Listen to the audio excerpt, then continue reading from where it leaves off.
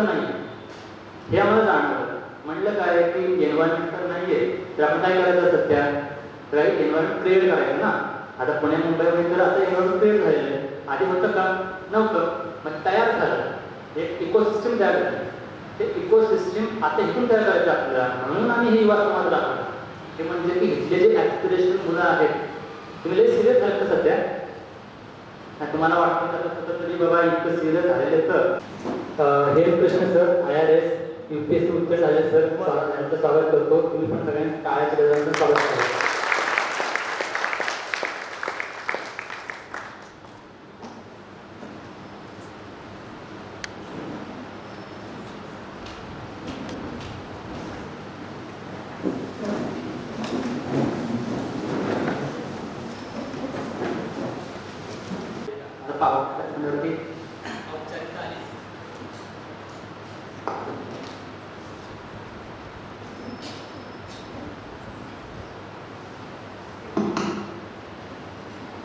व्यासपीठावर उपस्थित सर्व मान्यवर, यवतमाळ जिल्ह्याचे जिल्हाधिकारी विकास मीना सर, ज्यांच्या मार्गदर्शनातून हा कार्यक्रम युवा संवाद नावाचा उपयोजला आणि त्याचे सर्वात जास्त महत्त्वाचे कार्यकर्ते असं ना काय करते लोक, त्यामध्ये पुणे मॅडम होते आमच्या. तर पुणे मॅडम जे डेप्युटी कलेक्टर रेव्हेन्यूचे आहेत त्यात ते CM फेलो, आणि त्यामध्ये काय असतं की फील्ड कमांडरच्या सोबत काय काय हे फील्डवर काम करणारे लोक असतात, स्टाफ असतो नाही काय एकदम जिकडे स्टाफ. तर ते माझे CM फेलो होते आमच्या इथं. 3 CM फेलो, एक विठ्ठल, दुसरा प्रसाद, तिसरा कुणाल. आणि आजचे प्रमुख उपस्थित असणारे आपले व्याख्याते जे हेमकृष्ण सर. तुम्हाला थोडक्यात मागाशी सांगितलं कुठनं जर्नी झाली काय झाली, तर त्याबद्दल 2-3 मिनटं बोलेल मी. आणि आजच्या कार्यक्रमामध्ये उपस्थित असणारे महिला बाल विकास अधिकारी अनुषा पाटील मॅडम आणि उपस्थित तुम्ही आजच्या दुसऱ्या लेक्चरमध्ये तुम्हा सर्वांचं सहर्ष स्वागत आहे. पहिलं लेक्चर जे होतं तर त्यामध्ये IPS रॉबिन सर आले होते. मग त्यांनी आपल्याला UPSC ची परीक्षा पद्धती आणि त्याला कसं टॅकल करायचं याबद्दल त्यांनी माहिती दिलेली आहे. तर त्यावेळेसपासून आमच्या मनामध्ये होतं की काही लोक तुम्हाला तुमच्यातले वाटायला पाहिजे, मातीमध्ये लोक हवे आपल्याला. मग त्यामुळे आम्ही शोध घेतलं की मातीमध्ये लोक असणारे कोणते लोक बाबा, ठीक आहे. तर पहिली गोष्ट म्हटलं की हेमकृष्ण जो माझा मित्रच आहे. आम्ही दोघंच तहसीलदार सोबत होतो आणि त्याने पुढच्या अटेम्प्टमध्ये IRS झाला, UPSC उत्तीर्ण झाली. त्याची जर्नी इतकं खडतर जर्नी आहे, म्हणजे कुठं तरी एका खेडेगावामधून डायरेक्ट UPSC पालन करणं हे खूप जिगरीचं काम असतं नाही का. मग तिथून त्यांनी यश संपादन केलं. आम्हाला तेच वाटत होतं की ह्या लोकांना हे विद्यार्थ्यांना त्यांच्यातलं आपल्यातलं वाटणं कोण असेल तर लक्षात बाबा. तर आम्हाला पहिले त्याचं नेमकं नाव आठवलं, यश पण मिळालं होतं त्याला. मग आम्ही असं ठरवलं की त्याला एक बोलवायचं आणि लोकांना त्यांच्यातलं वाटायला पाहिजे. UPSC MPSC ह्या सोबत केलं होतं त्यांनी. UPSC पण अभ्यास केला, MPSC पण अभ्यास सोबत केला आणि त्याच्यातून मार्गक्रमण करत केला. आणि ह्याच्यासाठी महत्त्वाची गोष्ट म्हणजे की त्यांनी कोणताही क्लास न करता इतकं यश संपादन केलेलं आहे. आपल्यामध्ये जे वेगळे मिथ्या असतात नाही का. पहिली गोष्ट काय असते की आपल्याला UPSC करायचं पुण्यामध्ये जावं लागेल किंवा मुंबईला जावं लागेल किंवा दिल्लीला जावं लागेल नाही का. दुसरी गोष्ट काय असते की आपण गरीब कुटुंबातले लोक आहेत बाबा, शेतकरी कुटुंबातले लोक आहेत, आपल्या जमल का नाही हे एक असतं ना डोक्यामध्ये आपल्या. तर तो एक प्रश्न असायचा आपल्या डोक्यामध्ये, तो एक आपल्याला तोडायचा होता. अजून दुसरं काय की मराठी मीडियममध्ये पॉसिबल आहे का, ठीक आहे. हा पण एक महत्त्वाचा प्रश्न असतो ना की मला वाटतं की UPSC फक्त इंग्लिश मीडियममधल्या पाठ इंग्लिश बोलणाऱ्या विद्यार्थ्यांसाठी बनलेले आहे का. मग ते पण एक मित्र तोडायचा होता. मग असं असतं की त्या ऐकताना डोळ्यात चमक येते, छातीत धैर्य काढतं आणि मनात वाटतं जर तो करू शकतो तर आपण का नाही. आज आपण अशाच एका प्रवास साक्षीदार होणार आहोत. अशाच एका तरुणाचा ज्याने मातीच्या वाटेवरून चालत दिल्लीच्या दारापर्यंत आपला ठसा उमटवला. गोंदिया जिल्ह्यातील दुर्गम पट्ट्यातलं एक छोटंसं गाव चिचेवाडा नावाचं. नकाशावर शोधावं लागेल असं हे खेडेगाव, पण आज त्या गावाचं नाव देशभर पोहोचलं आहे. कारण त्या मातीत एक स्वप्न जन्माला आलं होतं. गरिबीच्या कुशीत, संघर्षाच्या सावलीत, साधेपणाच्या घरात, पण डोळ्यात आकाश एवढी उंची घेऊन. घरची परिस्थिती संपन्न नव्हती पण संस्कार श्रीमंत होते. साधनं कमी होती पण ध्येय मोठी होती. अंगण मातीचं होतं पण मनातल्या वाटात दिल्लीकडे जात होत्या. प्राथमिक शिक्षण जिल्हा परिषद शाळेत केलं, जिथे भिंती साध्या होत्या पण स्वप्न भव्य होतं. ते अधिकारी नाही, ते फक्त केवळ अधिकारी नसून ते आपल्यामधले एक व्यक्तिमत्व आहे, ते आपल्यामधलेच विद्यार्थी आहे. तर मी अजून एकदा हेमकृष्ण सरांना म्हणजे अजून एकदा मी हेमकृष्ण सरांना स्वागत करतो. सो धन्यवाद. आणि पुढचं मानव व्यक्त मी पूनम यांना मी पाचारण करतो. धन्यवाद.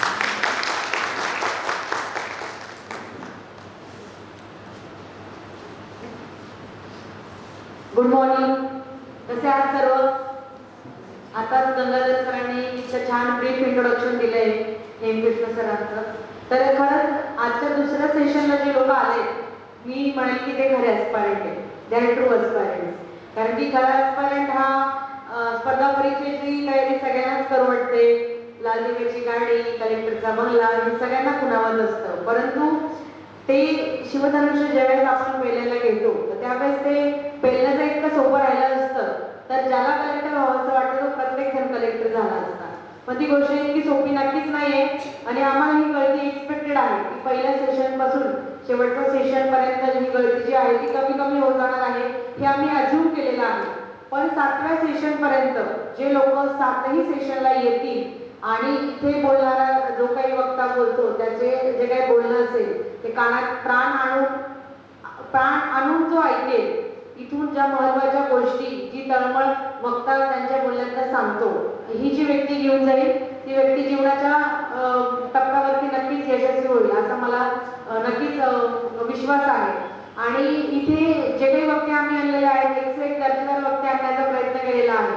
तर मागेच आपण रॉबिन बसवेल सरांचं सेशन घेतलं. तुम्ही विचार करा की भारतासारखा इतका मोठा देश, त्यामधलं पंजाब राज्यामधून जो व्यक्ती पास झालेला आहे आणि महाराष्ट्रातल्या कानाकोपऱ्यामध्ये यवतमाळ जिल्ह्याच्या पांढरकवड्यामध्ये जो व्यक्ती IPS म्हणून काम करतोय, तो व्यक्ती तुम्हाला इथं मार्गदर्शन करण्यासाठी येतोय, असा तुमचा पॉइंट ऑफ व्ह्यू असला पाहिजे.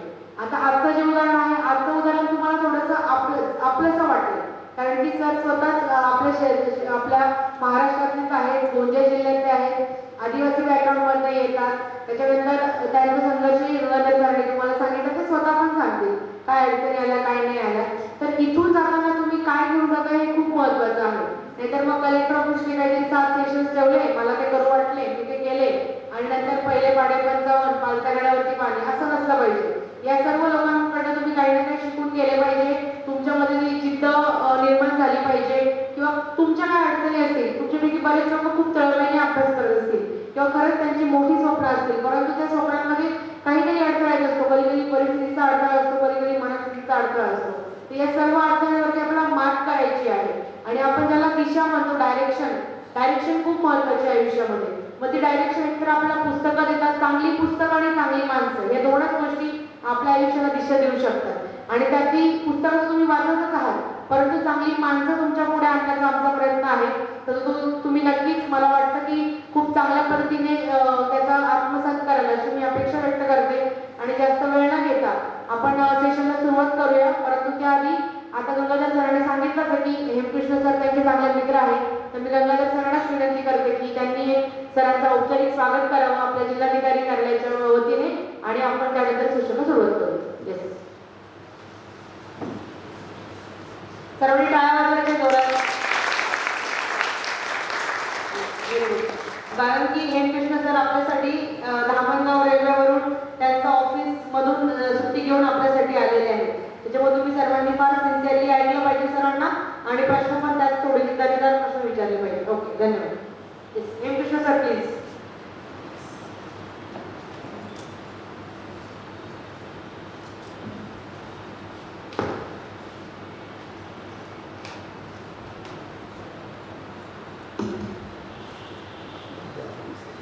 सर्वप्रथम सर्वांना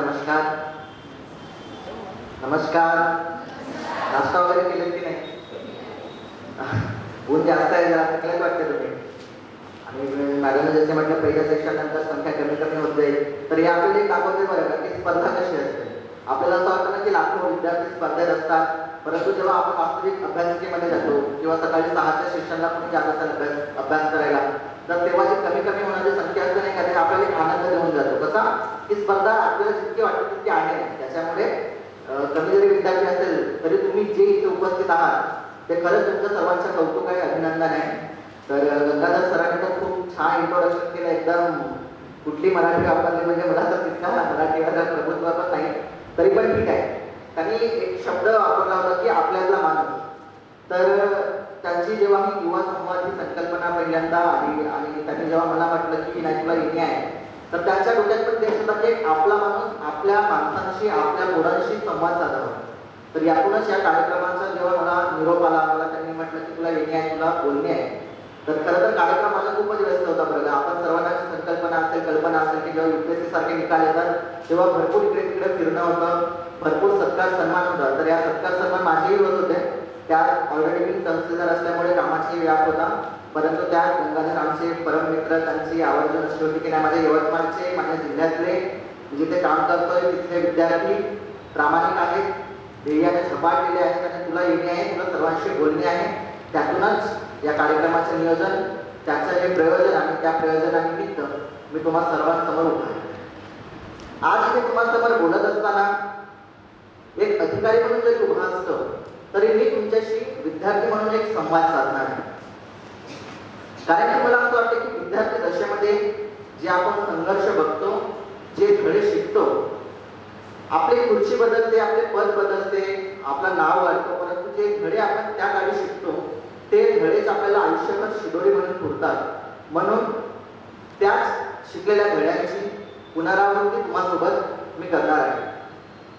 मी अगदीच तुमच्यासारखा विद्यार्थी, अभ्यास केला, परिश्रम केला, अपयश बघितले, प्रतीक्षा बघितली, निकालाची वाट बघितली, निराशाची रात्रही बघितली, मनामध्ये खूप शंका असणाऱ्या रात्री बघितल्या आणि शेवटी यशही बघितलं.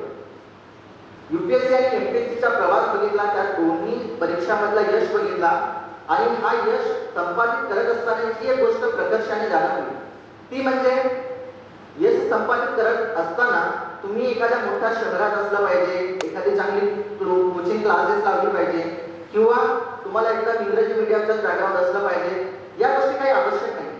ज्या गोष्टी आवश्यक आहेत ते म्हणजे तुमच्या मनामध्ये असणारे स्वप्न जे मोठे असले पाहिजे आणि त्याहून मोठे असले पाहिजे तुमच्या मनामधली जिद्द. तर आज इथे तुमच्या समोर बोलत असताना माझा प्रयत्न एकच राहणार आहे की तुमच्या मनात ते जिद्द जागी करायची, तुमच्या मनातला तो जो स्वप्न आहे त्याला अजून मोठा करायचा आणि त्या स्वप्नासाठी तुम्हाला कशी प्रेरणा देता येईल आणि कसं ते शक्य आहे की ठीक आहे जर आपल्या भागातील विद्यार्थी आपल्या भागामध्ये राहून आपल्या भागातून अभ्यास करून जर करू शकतो तर आपण का करू शकत नाही, हा स्वप्न मला तुम्हाला द्यायचा आहे. यावर चिंता करंदीकर असे म्हणतात की असे जगावे दुनियेमध्ये आव्हानांचे लावून अंतर, असे जगावे दुनियेमध्ये आव्हानांचे लावून अंतर, नजर रोखुनी नजरेमध्ये आयुष्याला द्यावे उत्तर, नजर रोखुनी नजरेमध्ये आयुष्याला द्यावे उत्तर, नको गुलामी नक्षत्रांची भीती आणूया ताऱ्यांची, नको गुलामी नक्षत्रांची भीती आणूया ताऱ्यांची, आयुष्याला भिडत नाही चैन करावी स्वप्नांची, चैन करावी स्वप्नांची. मित्रांनो, असेच स्वप्नांची चैन करणारे अधिकारी आपल्या समोर बसले आहेत. अहिरे मॅडम असतील, पाटील मॅडम असतील किंवा भोवाळे सर असतील. तर ह्या सगळ्यांनी काय केलं वेगळं तर स्वप्न बघितले मोठे आणि स्वप्नाची चैन केली. तर जो मी माझा प्रवास सांगणार आहे तर अशा एका स्वप्नाची गाथा सांगणार आहे. हा स्वप्न पूर्ण करत असताना मला आलेल्या अडचणी ज्या कदाचित तुम्हाला आल्या असतील, तुम्हाला येत असतील आणि पुढे भविष्यामध्ये येणार असतील तर त्याचा आपण मागोवा घेणार आहे. आणि या कार्यक्रमातून जर मला तुमच्या अभ्यासाच्या प्रवासात काहीतरी एक अर्थपूर्ण भर घालता आली, अभ्यासामध्ये अशा काही गोष्टी सांगता आल्या की ज्यातून तुमचा प्रवास सोपा व्हावा तर हा कार्यक्रम नक्कीच यशस्वी होईल असं मला वाटतं. गंगाधर सरांनी सांगितलं की अगदी जिल्हा परिषद शाळा. तर आमच्या गावाबद्दल सांगतो. आमच्या गावामध्ये चिचेवाडा, गोंदिया जिल्ह्यातील एक आदिवासी भागातील गाव, आजूबाजूला जंगल परिसर. तर बालपण अगदी स्वच्छंद होतं, मस्त एकदम जंगल होतं. सुट्टी राहायची तर मस्त आम्ही जंगलात जायचो, वनभोजन करायचो, खेळायचो. अभ्यासाकडे असा विशेष लक्ष नव्हता पण बऱ्यापैकी अभ्यासामध्ये होतो. जेव्हा आपण अदर गोष्टीमध्ये ऍक्टिव्ह असतो तर अभ्यासाकडे मला असं वाटतं की जर आपण थोडं जरी लक्ष दिलं तरी होऊन जातं. तर असं माझं होतं. हे करत असताना 6व्या वर्गाची गोष्ट होती. पहिल्यांदा आमचे एक मॅडम होत्या, शामकौर मॅडम म्हणून त्यांचं नाव होतं. तर त्यांनी मला प्रश्न विचारला की अरे म्हणे तू अभ्यासामध्ये हुशार आहे, तुला मोठं होऊन काय व्हायचं आहे? तर जसं आपण सर्वांना डॉक्टर इंजिनियर असं नाही असतं की मोठं काहीतरी अभ्यासातून होणारा सगळ्यात मोठा पद हे असेल. तर माझ्या डोक्यातही तेच होतं. मॅडम मी म्हटलं एकदा डॉक्टर होईल किंवा इंजिनियर होईल. तर त्यांनी म्हटलं की तुला कलेक्टर हा शब्द माहित का? मी म्हटलं नाही मॅडम. तर मग कलेक्टर असा व्यक्ती असतो म्हणजे ज्याच्या अंडरमध्ये कितीतरी डॉक्टर आणि कितीतरी इंजिनियर असतील. फक्त एवढंच त्यांनी डोक्यामध्ये टाकलं. काही माहित नव्हतं कुठल्या परीक्षा असतात काय असतात, पण एक स्वप्न आलं की नाही काहीतरी कलेक्टर हा एक शब्द असतं जे आपल्याला व्हायचं आहे. म्हणजे लहानपणी अगदी 6व्या वर्गात बघितलेल्या त्या स्वप्नाला शब्द नव्हते की कसं व्हायचंय, फक्त भावना होती. भावना काय तर काहीतरी मोठं व्हायचं आहे, कलेक्टर या शब्दासारखं आहे. तर मग तो स्वप्न घेऊन डोक्यामध्ये होतं. मग आपला पुढचा अभ्यास करण्यासाठी मी तालुक्याच्या ठिकाणी गेलो. 8वी पासून 12वी पर्यंत तिथे अभ्यास करत गेलो. 10वीला बऱ्यापैकी मार्क्स मिळवले. 12वीला सायन्सला होतो. त्यानंतर डोक्यामध्ये होतच की नाही आपल्याला युपीएससी करायची आहे, कारण की इतकं समजलं की कलेक्टर म्हणजे युपीएससी काहीतरी असतं. मग हा स्वप्न घेऊन मी पुण्याला आलो. तर जो स्वप्न घेऊन मी पुण्याला आलो होतो ते हजारो लाखो डोळे तसाच काहीतरी स्वप्न घेऊन पुण्यामध्ये मला दिसली. सुरुवातीला थबकलो. म्हटलं अरे आपण जर स्वप्न बघतोय आपल्याला वाटतं की ठीक आहे आपण जाऊन मस्त करू अभ्यासाने होऊन जाईल, पण इथे तर हा अभ्यास करणारे भरपूर पोरं दिसतात. सुरुवातीला स्पर्धेला घाबरलो. पण सुरुवातीला पण मला असं वाटलं की ठीक आहे आपल्याला लवकर व्हायचं आहे, मग आपण लवकर असा काहीतरी अभ्यासक्रम बघूया की तिथून लवकर होता येईल. मग मी BA ला ऍडमिशन घेतला. आता इथे जे विद्यार्थी बसले ते बऱ्यापैकी कुठल्या याच्या म्हणजे ग्रॅज्युएशन वाले कोण कोण आहेत हात वर करा बरं एकदा, म्हणजे मला जरा कल्पना नाही. तुम्ही जे युनिफॉर्म मध्ये आहात ते कुठल्या ग्रॅज्युएशनला आहात का? ओके. तर मी असं म्हणजे 12वी नंतर जेव्हा गेलो तर मी म्हटलं आपण BA ला ऍडमिशन घ्यावं. तर मी 12वी पर्यंतचं शिक्षण घेत असताना बऱ्यापैकी ऍक्टिव्ह लाईफ जगत होतो. एक्स्ट्रा करिक्युलर ऍक्टिव्हिटीमध्ये राहायचो, अभ्यास तर करायचो. परंतु जेव्हा मी फर्स्ट इयरला ऍडमिशन घेतलं तेव्हा म्हणजे अगदी मग तो काढून कॉलेज रेग्युलर करत होतो, अभ्यासिकेमध्ये अभ्यास करत होतो. तेव्हा मला असं जाणवलं की एकदम असं एकांतात एकोप्याने अभ्यास केल्याने आपलं व्यक्तिमत्व घडेल का? मग असा मी अभ्यास करत असताना तेव्हा पहिल्यांदा मला अभ्यासिका आणि जी आपली लायब्ररी असते त्याच्यातला फरक समजला. एक स्टडी रूम असते आणि लायब्ररी असते. तर तिथे लायब्ररीज म्हणायचे. मी या लायब्ररीमध्ये जाऊन सोबतला पुस्तकं शोधायला लागलो. म्हटलं पुस्तकं कुठे इथे वाचायची? तर नाही म्हणजे स्वतः पुस्तकं आणायचे आणि स्वतः वाचायचे. अरे म्हटलं हा तर काहीतरी वेगळाच प्रकार दिसतो. म्हटलं पैसे आपणच भरायचे, पुस्तकही आपल्याला आणायचे, फक्त यांच्या जागेत येऊन अभ्यास करायचा. तर असा हा मग सुरू केला. तर मी जसं म्हटलं की एकदम एकोप्यामध्ये अभ्यास सुरू होता. जी ऍक्टिव्ह लाईफ मी 12वी पर्यंत जगला होती. NSS मध्ये वगैरे जायचो, मस्त कॅम्प करायचे, नाटकं वाजवायची, मला नाटकामध्ये काम करायला आवडायचं. तर ही सगळी ऍक्टिव्ह लाईफ अगदी एखाद्या अभ्यासिकेच्या छोट्याशा त्या क्युबिकल पर्यंत आले. मग मला असं ते जाणवत होतं ते कॉलेज लाईफ मी मिस करत होतो. अशा वेळी मग आपण सर्वांनी फर्ग्युसन कॉलेजचं नाव ऐकलंय का? किती लोकांनी ऐकलंय? हात वर करा बरं. आपण थोडं इंटरॅक्टिव्ह ठेवूया, म्हणजे आपल्याला जर ते 15-20 मिनिटं जरी ते राहायचं आहे तर थोडा इंटरेस्टिंग बनवूया ना. आपण पण उन्हाची शेक घेत तिथे आहात, मी पण धामणगावरून तिथे आलोय, तर जर आपण 15-20 मिनिटं राहणार तर थोडे उत्साहाने राहूया. ठीक आहे. तर आपण सर्वांनी फर्ग्युसन कॉलेजचं नाव ऐकलंय. तर असंच कॉलेजची बातमी मी असं न्यूजपेपर वाचता वाचता मला कळाली. अरे म्हटलं हा एक काहीतरी कॉलेज पुन्हा दिसतंय. मला अगोदर काही कल्पना नव्हती. म्हटलं ह्या कॉलेजमध्ये आपण ऍडमिशन घेतलं असतं तर भारी झालं असणार. जरा का रिग्रेटमध्ये होतो की म्हटलं इथे पोरं एकदम खतरनाक असतील आणि तिच्या सारख्या बातम्या यायच्या की हे अधिकारी इथले झाले, हा अधिकारी इथून झालाय, त्यांनी सावरकर शिकले आहेत, इथे मुलं देशपांडे जात होते, त्यांनी या शाळेच्या तिथे किमया म्हणून प्रकारचे याला नाव दिलं आहे. अन्सार शेख त्या वर्षी तिथून IAS अधिकारी झाले होते. म्हटलं अरे भारी कॉलेज आहे. म्हटलं आपल्या चुकलंच जरा आपण मस्त 12वीला अभ्यास करून इथे ऍडमिशन घ्यायला पाहिजे होतं. तर असं करत असताना मला तिथे समजलं की जर तुम्ही 12वी फर्स्ट इयरला जर BA फर्स्ट इयरला जर तुम्ही 90% वर घेतलं तर तुम्हाला फर्ग्युसन कॉलेज ऍडमिशन मिळू शकतं. पण तेव्हा एकदम शेवटचा सेमिस्टर होता बरं का BA चा. म्हटलं आपल्याला शक्य होईल का? आणि मग मी म्हटलं ठीक आहे एकदा ट्राय करून बघूया. तर BA फर्स्ट इयरला मग मी 91% घेतले आणि फर्ग्युसन कॉलेजला ऍडमिशन घेतला. तर म्हटलं अरे ठीक आहे आपण चांगल्या कॉलेजमध्ये आलेले. कॉलेजची म्हणजे ऍडमिशन प्रोसेस जरा सेकंड इयरला डायरेक्ट घेतल्यावर जरा लांब असते. तर ते अशा एकदम त्या दिवसांमध्ये तिथे ऍडमिशन घेतला आणि तो एक लाटणीचा दिवस म्हणजे समजला. जेव्हा गंगाधर सरांनी म्हटलं की यांनी कुठलीही शिकवणी लावली नव्हती, क्लास लावला नव्हता.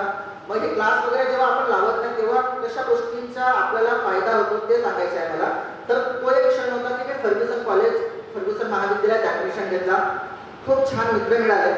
म्हणजे मित्र एवढे चांगले होते की म्हणजे आज ते एका चांगल्या लेवलला आहेत. काही जण साहित्यामध्ये करतायत, काही जण अगदी अमेरिका इंग्लंडमध्ये शिक्षण घेत आहेत आणि काही लोकांनी स्पर्धा परीक्षेमध्ये झेंडा काढलाय. अगदी MPSC मध्ये पहिले येणारे अभ्यास करत असताना स्पर्धेमध्ये जाणवलं की स्पर्धेचे प्रचंड आहे, पण मनामध्ये न्यूनगंड नव्हता. म्हटलं ठीक आहे, काय आहे आपल्याला फक्त अभ्यास करणे. नाहीतर आपल्या लोकांमध्ये असतं नाही की आपला मराठी बॅकग्राऊंड आहे, आपण गावातून असतो, तिकडे तितकी स्पर्धा म्हणजे एकदम त्या चकाकीला पाहून आपण घाबरू शकतो.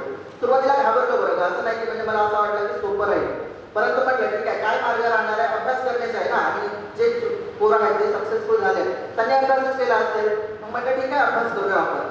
तर सुरुवातीला मला असं वाटलं की आपण शिकवणी वगैरे लावा, तर मग तिथे युनिक अकॅडमी वगैरे सारख्या अकॅडमीज आहेत. तर मी सुरुवातीला म्हटलं की ठीक आहे आपल्याला करता येईल का, मग एका बॅचला मी ॲडमिशन घ्यायचं ठरवलं. मग सुरुवातीला मी त्यांचे काही डेमो क्लासेस असतात आणि ते इन्स्टॉलमेंटमध्ये वगैरे फी भरायची असते. म्हटलं ठीक आहे एखाद्या इन्स्टॉलमेंटचा करूया आपण. जायला पहिल्यांदा क्लासला गेलो, म्हटलं हा काही आपण करू शकतो, म्हटलं आपण काही म्हणजे त्यांची वर्षाची फी 50,000 वगैरे राहायची. म्हटलं नाही यार आपल्याला 50,000 झेपणार नाही, हा अभ्यास तर आपण स्वतःच करू शकतो.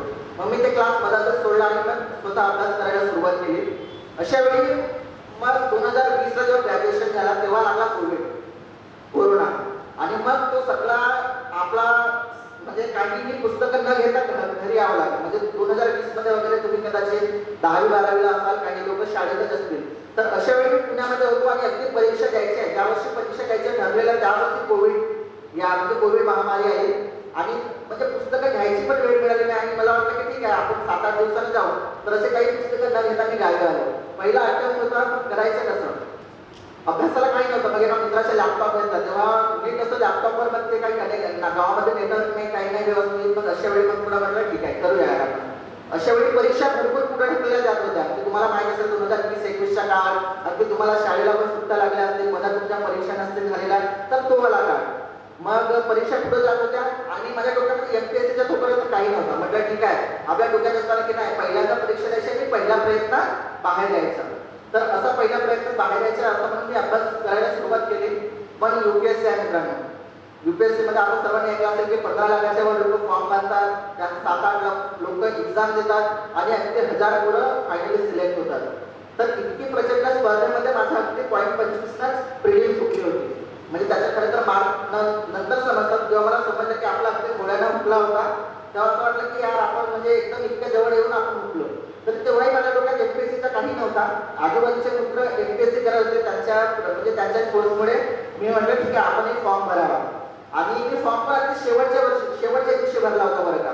आणि त्यावर्षी कसं होत होतं, त्यावर्षी 2 गोष्टी होत्या. एक तो मराठा आरक्षणाचा इश्यू चालला होता आणि दुसरा म्हणजे कोविड महामारी होती, म्हणून सारख्या परीक्षा पुढे ढकलल्या जात होत्या. तर मी शेवटच्या दिवशी फॉर्म भरला कुठे, मला पुणे, म्हणजे आपण सगळ्यांना माहित असेल की आपण म्हणतो ना की स्पर्धा परीक्षा म्हटलं की पुणे. तर पुण्यामध्ये सगळं सेंटर मिळण्यामध्ये सोपं नसतं. मला सोलापूरला सेंटर मिळालं. मनामध्ये परीक्षेला जायचं काही नव्हतं की मला परीक्षा द्यायला जायचं, पण माझे सगळे मित्र सोलापूरचे होते. म्हटलं ठीक आहे याच्या घरी जाता येईल. यांच्या घरी माझा एक मित्र होता, तो मला सारखं त्याच्या बिर्याणीचं सांगायचं की मी बिर्याणी खूप छान बनवते म्हणे. तर मला त्या बिर्याणीचं आकर्षण होतं. म्हटलं नाही याच्या घरी जाऊन बिर्याणी खायच्या, परीक्षा तरी बहाणा झाला. तर अरे वा बाहेर मुलं आले बघा, तुमची स्पर्धा वाढायला लागली आता पोरा. मला बिर्याणीचं नाव घेतलं ना म्हणून ते पाणी आलं बघा.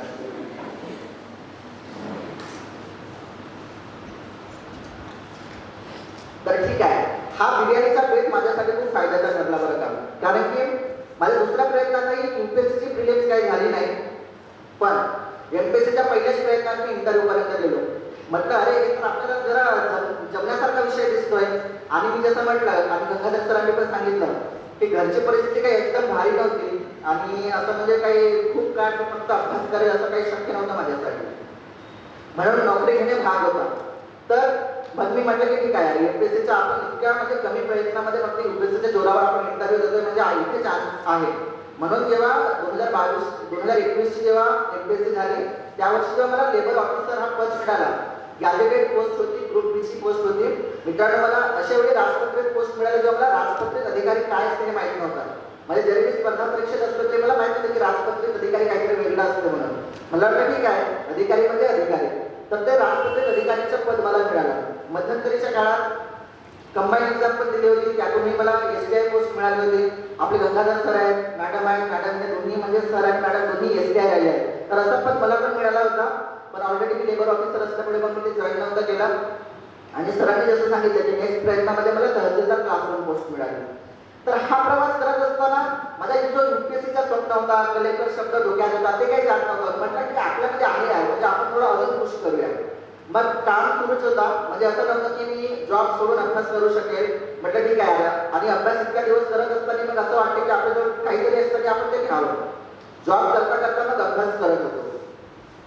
2023चं वर्ष होतं मित्रांनो. पहिल्यांदा जेव्हा माझी प्रिलिम्स निघाली त्याच वर्षी मी इंटरव्ह्यूला पण गेलो.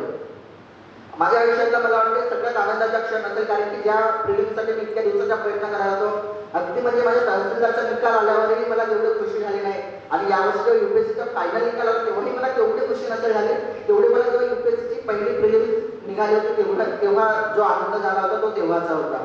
अगदी मी घरीच होतो, जस्ट प्रिलिम्स एक्झाम झाली होती, 10-15 दिवसाचा रिझल्ट होतो, आणि अगदी त्या आनंदाच्या क्षणात पुण्यात आलो. म्हटलं ठीक आहे, भन्नाट अभ्यास करायचा आणि या प्रयत्नामध्ये एकदम युपीएससी पारच करायची. मस्त अभ्यास केला, मित्राच्या याच्याने अभ्यास केला. कोचिंग क्लासेसवर वगैरे माझा खास असा विश्वास नव्हता, फक्त थोडा बहुत गायडन्ससाठी 1-2 लोकांशी बोलायचे, युट्यूबच्या मार्गदर्शन घ्यायचे. तर अभ्यास सुरू केला आणि मस्त एकदम भारी मेन्स पण गेलेली, आणि पहिला इंटरव्ह्यूचा कॉल आला. अगदी इंटरव्ह्यू वगैरे आपला असतो ना, म्हणजे मी एमपीएससीचे तोपर्यंत 4 इंटरव्ह्यू दिल्या होत्या, त्याच्यामुळे असं इंटरव्ह्यूची काही विशेष स्थिती नव्हती. परंतु मी म्हटलं ना की 6व्या वर्गामध्ये तो कलेक्टर शब्द डोक्यात होता. तर जेव्हा मी फायनली त्या सीटवर बसलो होतो आणि आतमध्ये इंटरव्ह्यूचा सगळं सुरू होता प्रपंच, माझी अगदी शेवटची म्हणजे त्या दिवसाची शेवटची इंटरव्ह्यू होती. सकाळी 8-9ला उठलो, कारण की रात्री उशिरा झोपलो होतं. काही झोप काही येत नाही. तुम्हाला जे 10वी-12वीचा असेल त्यांना अनुभव असेल, किंवा ज्यांना आपला टीडी असतो, सहल असेल किंवा कुठली एक्झाम असेल, झोप काही येत नाही. तर माझा नशीब होता की माझ्या दुपारच्या पाळीतून होता, तर मी मस्त आरामात उठलेलो. आणि मग मी कॉफी चहा काही विशेष घेत नाही बरं का, पण तिथे युपीएससीच्या मध्ये कसं असतं, कॉफी चहा बिस्किट सगळं असते. मग 12:30च्या आसपास पोहोचलो असेल, आणि मग सगळं त्यांचं एकदम डॉक्युमेंटेशन वगैरे सगळं सुरू झालं. आणि मला आपल्याला ते सांगतात की तुम्ही 6व्या नंबरचे, म्हणजे एका पॅनलकडे 6 लोक असतात, तर मी 6व्या नंबरचं जे होतो, सगळे तिथे जवळपास 6 न्यूजपेपर होते, सगळे न्यूजपेपर वाचून काढले. म्हटलं काही नाही, आणि सगळे न्यूजपेपर वाचून काढले. तिथे कॉफी न पिणारा माणूस 4-5 कप कॉफी पिऊन टाकला. अरे म्हटलं कसं करायचं आता, म्हणजे ते एन्झायटी असतो ना, एक्साइटमेंट, तर तो एक्साइटमेंट होता एकदम. त्या एक्साइटमेंटमध्ये मग माझं नाव पुकारलं जाते, म्हणे की हे कृष्ण तुम्हाला बोलवलाय वगैरे. मग बाहेर जेव्हा बसलेलो, कधी माझे पाय थरथरले नाही, आणि मी कधी म्हणजे असं निसर्गाचा किंवा भगवानचं नाव घेत नाही, असं म्हणजे असं. पण त्यावेळी असं ऑटोमॅटिकली डोक्यामध्ये विचार येत होते की अरे यार, म्हणजे हा तो क्षण आहे, ज्या क्षणासाठी आपण सगळं करत होतो. आतमध्ये गेलेलो, पहिले 2 मिनिटं म्हणजे माझा इंग्रजीवर बऱ्यापैकी प्रभुत्व होता बरं का, म्हणजे thanks to my primary teacher. मला इंग्रजीची काही अशी विशेष भीती नव्हती, माझे शब्दच बाहेर पडत नव्हते. म्हणजे त्यांनी अगदी सोपे सोपे प्रश्न विचारलेले. म्हणजे जसं मी आता सुरुवातीला स्वच्छ भारत मिशनमध्ये काम केलं होतं, त्यात एका वक्तृत्व स्पर्धेत माझा नंबर आलेला, तर आपला तो डॅम असतो त्यामध्ये मी तो मेन्शन केला होता. तर त्यांनी त्याच्यावर प्रश्न विचारला की म्हणजे महाराष्ट्रातल्या 2 सिटीचा नंबर आला की नाही. मग त्यांनी त्या सिटीचे नाव घेतले, पुणे आणि अजून एक सिटी होती. तर त्यांनी असंच काहीतरी प्रश्न होता, मला प्रश्नही मी दाखवत नाही, कानामध्ये फक्त त्यांचे ओटा हालताना दिसत होते, मला कानावर काही पडत नव्हता. एकदम असं मी भांबरम दिल्यासारखं होतं. मग मी आपल्या सेन्ससला जागा करत होतो, ठीक आहे, काम डाऊन. मग असे ते पहिले 2 मिनिटं दिसतले. मग जरा त्यांना, आणि ते एक्सपर्ट असतात आणि ते खूप नच करतात की पुराच्या एकदम जे भारी पोटेन्शियल आहे ते बाहेर यावं. त्यांनी मला थोडं काम डाऊन केलं. त्यांना समजलं की मुलगा जरा घाबरतोय. मग त्यांनी थोडा याच्या शुद्धीवर आला. मग नंतर ते गेले जरा, मग ते लेबर ऑफिसर वगैरेवर प्रश्न विचारले, आदिवासी बॅकग्राऊंडवर विचारले, ते गोंदियाचे असल्यामुळे नक्सलिझमवर विचारले, गडचिरोली नक्सलिझम, परत आपल्या विदर्भाचे प्रश्न विचारले, आपल्या क्वाटांवर विचारले. तर असे प्रश्न मग बऱ्यापैकी प्रिपेअर केले होते, बऱ्यापैकी इंटरव्ह्यू गेला. मला वाटलं की ठीक आहे भाई, आपला प्रवास इथेच थांबतोय. आलो मग तेव्हा मग माझी मुंबईला पोस्टिंग झालेली, आणि असंच निकालाचा दिवस होता. एक्सपेक्ट करत होतो, म्हणजे युपीएससीचे जेव्हा निकाल असते तेव्हा ते हवा असते की आज येईल निकाल, उद्या येईल. तर अशा निकालाचा तो सगळं सुरू होता. तर अशा वेळी निकाल आला, आणि निकालामध्ये नाव नव्हता. अरे यार, म्हटलं अजून एकदा अभ्यास करावा लागतो काय, म्हणजे मी तसं एक्सप्रेस होत नाही, एक्सप्रेस झालो नाही. मुंबईला तेव्हा एकटाच राहत होतो. मित्र होते, कलिग्स होते, त्यांनी म्हटलं की ठीक आहे वेळ काय, म्हणजे इंटरव्ह्यू दिले पण मोठी गोष्ट असते वगैरे वगैरे, जे आपल्याला सांत्वना मिळतात. समजा तुम्हाला 10वी-12वीला 90% असते, आपल्याला 85 आल्यावर असे म्हणतात की ठीक आहे तू इथपर्यंत आलास, मोठी गोष्ट आहे. तर अशा सांत्वना मिळत होत्या. मन काही शांत झाला नव्हता. घरी गेलो, म्हटलं यार काय चुकलं असेल. मग म्हटलं ठीक आहे, आपण पुनर्परीक्षण करूया आणि बघूया काय होतंय ते. तर माझा थोडा 8 मार्काने राहिला होता, आणि युपीएससीला ते एक छान उपक्रम राबवला होता, प्रतिभा सेतू म्हणून. जसं आता महाराष्ट्राने निपुण सेतू केला आहे की जे मुलं इंटरव्ह्यूला असतात आणि त्यांचं थोडक्यात फायनल सिलेक्शन हुकला असते, त्यांना ते एकदम IAS लेवलची पगार असलेली लेवल टेनची नोकरी ऑफर करतात. तर मला पण तेव्हा त्यांनी assistant director ministry of youth अफेअर्समध्ये ऑफर केलेली, पण माझ्याकडे ऑलरेडी तहसीलदारचं सिलेक्शन होतं, त्याच्यामुळे मी तो घेतला नाही. तर असा हा म्हणजे प्रवास असतो सांगायचा की तुम्हाला प्रत्येक वेळी आपल्याला वाटतं की आपण एकदम यशाच्या जवळ आलो आहे, आणि स्पर्धा परीक्षा असं असतं ना की तुम्ही एकदम त्या जवळ गेला, त्या मंदिरापर्यंत गेला तरी असं होतं की तुम्हाला भगवानाला न भेटता परत तुमच्या घरी जावं लागतं आणि परत तुम्हाला तिथपासून प्रवास करावा लागतो. तर मग असं होतं की पुन्हा करायचं की नाही. अशा वेळी माझा जो या वर्षीचा अटेम्प्ट हा सगळा म्हणजे तुमच्या जवळची दुसरी सिटी म्हणजे अमरावतीत झालेला. 2 एप्रिलला आमची जॉईनिंग झालेली. अटेम्प्ट द्यायचं की नाही ठरवलं नव्हतं, फॉर्म भरला होता. म्हटलं कामातून जसा वेळ मिळेल तसा करावा. तर आमच्या ट्रेनिंग होत्या, आणि जसे तुम्ही आता मागे ते गमछा वगैरे बांधून आले आहेत दादा, तसाच मी पहिल्यांदा हा प्रकार बघितला होता. आमच्या गोंदियाला पण गर्दी असते, पण एवढं काही नसतं बरं का. मी अमरावतीला गेलो, बाईक घेऊनच आलेलो. म्हटलं सगळ्या बाईकमध्ये हा काय प्रकार आहे, आणि माझ्या सुदैव म्हणा दुर्दैव म्हणा पहिल्या आठवड्याला काही ऊन नव्हते. म्हटलं अरे तर मस्त भारी आहे सिटी, इथे काही ऊन नाही काय नाही. आणि जेव्हा पहिल्यांदा तर उन्हाचे चटके लागायला लागले, अरे म्हटलं इथं आपल्यापेक्षा काहीतरी भारी प्रकार दिसतो इथला. मग आता उन्हामध्ये अभ्यास सुरू केला. अभ्यासिका लावली, कोणालाही सांगितलं नाही की मी इथे वर्किंग तहसीलदार आहे किंवा काय नाही. अभ्यासिकामध्ये जायचं तर गपचूप कोपऱ्यामध्ये बसायचो आणि मग अभ्यास सुरू केला. मग त्या वर्षी काय झालं होतं की ज्याला मागच्या वर्षी माझ्या एका मित्राने परीक्षा दिली होती आणि त्याच्यानं थोडक्यानं फुटला होता. तर मी जेव्हा त्याला सांत्वना देत होतो, तेव्हा ज्याला प्रेरणा देत होतो की भाई पुन्हा ट्राय कर, तर तेव्हा मी फक्त त्याला सांगत नव्हतो, मी तेव्हा स्वतःलाही प्रेरणा देत होतो की तुला पण करायचं आहे. म्हटलंच होतं अगोदर परीक्षा एकदम एका महिन्यावर होती. आता जशी तुमची असेल ना, म्हणजे राज्य सेवा UPSC करत असतील ते 30 मे 24 मे जवळ आलं. तर असाच दिवस होता, फक्त एका महिन्यावर परीक्षा होती. अभ्यास केला मस्त भारी, प्रिलिम्स दिली. मेन्सच्या वेळी पण अमरावतीलाच होतो, म्हणजे मला काही ऑप्शनच नव्हता की दिल्लीला जावं किंवा अमरावतीला जावं. तिथेच राहून अभ्यास केला. आणि नंतर मग जेव्हा इंटरव्ह्यूच्या कॉल आला तेव्हा मी धामणगाव गेलो. तुम्हाला सगळ्यांना माहिती आहे ना तुमच्या समृद्धीची गेटवे तुमच्या यवतमाळसाठी. तर मी धामणगाव रेल्वेलाच होतो. तिथूनच मग इंटरव्ह्यूचा कॉल आला आणि मग इंटरव्ह्यू दिली इंटरव्ह्यू यावर्षी भारी गेला. जसं मी म्हटलं की पहिल्या इंटरव्ह्यूला पाय पत्थरामध्ये पुन्हा सगळे हे झालं होतं, तसे यावेळी काही नव्हतं. अगदी शांत डोक्याने बसलेलो आणि खूप छान गेला इंटरव्ह्यूला, म्हणजे खूप छान मार्क आले आणि फायनल सिलेक्शन झाला. सांगायचा तात्पर्य असा की हा संघर्ष, हा प्रवास स्पर्धा परीक्षा करत असताना तुमच्या मातीतून केलाय. याच मातीतली शिदोरी घेऊन मी पुण्याला गेलेलो आहे. पुण्याला जरी शिक्षण घेत असलो तरी काही एकदम पुण्यामध्येच नाही. मी अगदी कोविडचे 1.5 वर्ष घरी राहून अभ्यास केलाय, अमरावतीला राहून अभ्यास केलाय. तर सांगायचं तात्पर्य असा की जर तुम्ही सातत्याने समर्पणाने अभ्यास केला तर नक्कीच तुम्ही परीक्षेमध्ये यश मिळवू शकता. फक्त सातत्य असायला पाहिजे. स्ट्रॅटेजी ज्या गोष्टी असतात त्या तुम्हाला चेंज करता आल्या पाहिजे. अगदी म्हणजे मी पण तुमच्यासारखाच होतो, कदाचित तुमच्याही पेक्षा बऱ्याचशा गोष्टीमध्ये मागे असेल, परंतु मनामध्ये फक्त एकच होतं, करायचं आहे. कसं करायचं कोणाला तरी विचारायचं, कुठून तरी माहीत करायचं. त्यामुळे तो होता दिवस. आणि आजचा दिवस आहे 2022 पासून आजचा 2026 वर्ष आहे. प्रत्येक वर्षी एक पोस्ट घेऊन म्हणजे 5 पोस्ट घेऊन मी तुमच्या समोर आज उभा आहे. तर हा झाला माझा प्रवास. आता मला असं वाटतं की आपण जेव्हा प्रश्नोत्तराकडे वळणार आहोत त्या अगोदर मला असं वाटतं की मला जे जाणवल्या गोष्टी की आपले विद्यार्थी किंवा आपले पोरं काय चुका करतात, तर त्या चुकांबद्दल मला थोडं बोलायचं आहे. आणि मला माझ्या अभ्यासाबद्दल काहीतरी सांगायचं आहे की त्या अभ्यासातल्या काही गोष्टी अशा होत्या ज्या मी चांगल्या केल्या, ज्या सुरुवातीला नव्हत्या केल्या, ज्या माझ्या चुका होत्या, ज्या चुकांवर मी मात करून यावर्षी काहीतरी वेगळ्या केल्या, त्यामुळे यादीमध्ये नाव करता आलं. तुम्ही सगळे थकले आहात का? थकले नाहीत ना? ठीक आहे. आता आपण म्हणजे मी तुम्हाला एकदम गोल्ड माईन देणार आहे बरं का. म्हणजे जे टॉपर्स असतात त्यांनी जे स्ट्रॅटेजी फॉलो केली आहे किंवा अभ्यासामध्ये काहीतरी आपल्याला असं वाटतं ना की यांनी केलं आहे. जसं आता गंगाधर सर आहे, त्यांनी म्हणजे अगदी क्लास 1 BCST असेल, उपजिल्हाधिकारी असेल, मॅडम असेल, CDPO आहे, तर यांनी काय वेगळं केलं आहे बरं. आता कोणी कॉन्शियसली करतं, काही सबकॉन्शियसली करतो. परंतु जेव्हा मला समजलं की मला यवतमाळमध्ये जाऊन एकदम ध्येय आणि झपाटलेल्या विद्यार्थ्यांसमोर जाऊन बोलायचं आहे, तर मी यावर थोडा रिसर्च पण केला की म्हटलं आपण काहीतरी वेगळं केलं आहे का. मग मी थोडं अनालिसिस करायला गेलो आणि तो अनालिसिस मी आता तुमच्यासमोर मांडणार आहे, जेणेकरून तुम्हाला पुढच्या परीक्षेमध्ये तुम्हाला त्याचा फायदा होईल. तर तुम्ही सगळे तयार आहात? तुमची एनर्जी डाऊन नाही झाली ना? नाही ना? आता हाताला फक्त हिमकृष्ण पुरता मी बोललेलो, ठीक आहे ना. हिमकृष्णाची बायोग्राफी वाचत नाही. आता याच्यातून तुम्हाला काय मिळेल? प्रेरणा मिळेल, एक मोटिवेशन मिळेल. पण मोटिवेशन आपल्याला किती दिवस पुरणार आहे? घरी गेला एक पुस्तक वाचा. परंतु आता मी जे देणार आहे गोल्ड माईन, की जो तुम्ही इम्प्लिमेंट करू शकता, ते म्हणजे तुमच्या जेव्हा अभ्यासाला बसाल, अभ्यासिकेत बसाल, घरी बसाल, तुम्ही ह्या गोष्टी जर तुम्ही तुमच्या अभ्यासामध्ये वापरल्या तर मला वाटतं नक्की तुम्हाला फायदा होईल. ठीक आहे.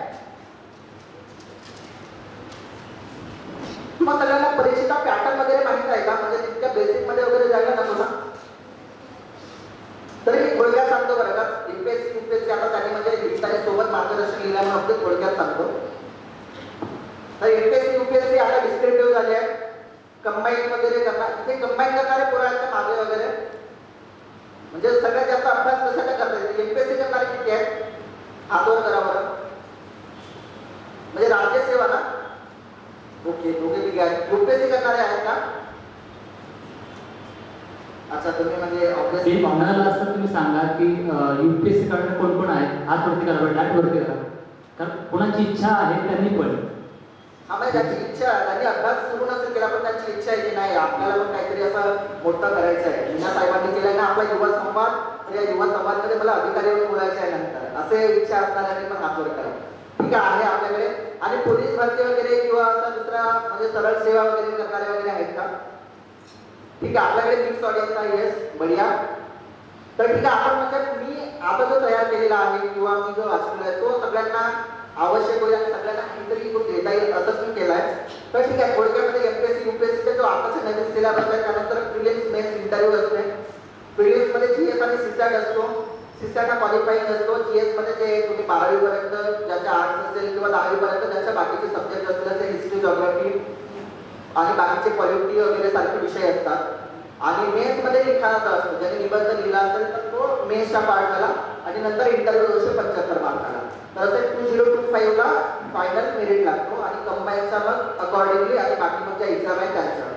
तर या सगळ्यांमध्ये मला असं वाटतं की एक थोडा स्टडी पॅटर्न असतो, एक एमसीक्यू पॅटर्न असते आणि एक स्टडी रिव्हिजन मेथड असते. याविषयी मी थोडं बोलणार आहे. कारण की मला असं वाटतं की जे आपण कॉमन मिस्टेक्स करतो ना, आता मी जेव्हा सुरुवातीला म्हटलं की मी इथे तुमच्यासमोर अधिकारी नाही, ॲस्पिरंट म्हणून बोलणार आहे, तर मी ज्या चुका केल्या आणि मी जेव्हा अभ्यासक्रमामध्ये बसायचो आणि आजूबाजूच्या पोरांना बघायचो त्या ज्या चुका करतायत त्याविषयी मी बोलणार आहे.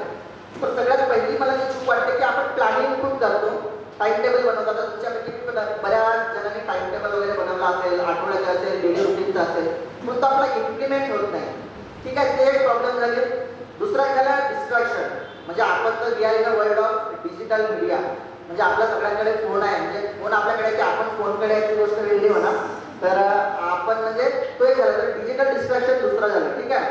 मग तिसरा प्रोक्रॅस्टिनेशन वगैरे वाला झाला. चौथा कंपॅरिझन वगैरे झाला. मग पाचवा न्यूनगंडा वगैरे की आपल्यापेक्षा कोणी आपल्याला खरंच हे जमेल की नाही. तर अशा 4-5 प्रॉब्लेम्स आहेत ज्या आपण म्हणजे कॉमनली फेस करतो.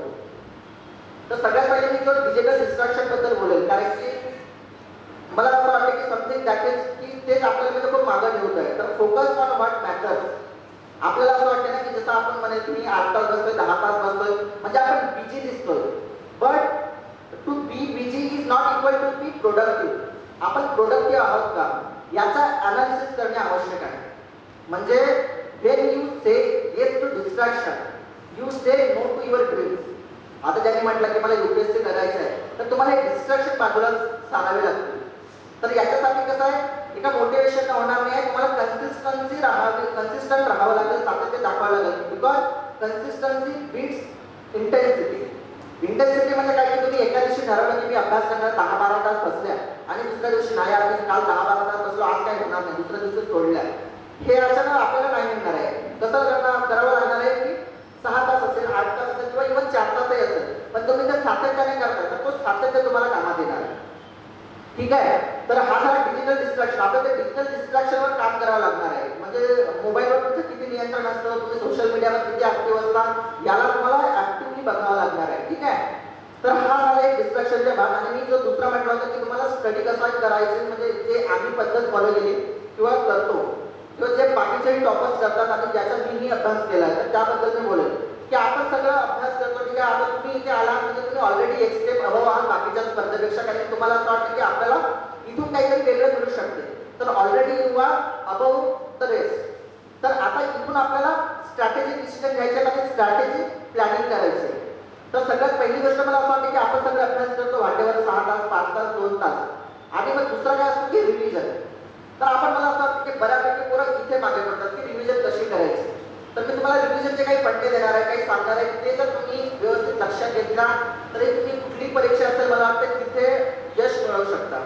सगळ्यात पहिला की active recall. Revision is not equal to reading. म्हणजे बऱ्यापैकी मी पण सुरुवातीला करायचं होतं, ठीक आहे, पॉलिटिक्सचा एखादा चॅप्टर घेतला घेतला फंडामेंटल राईट्स, मग 12 ते 35 वाचले. मग जेव्हा मी रिव्हिजन करायचो परत 12 ते 35 वाचायचो. It is wrong method. Active recall, what is active recall?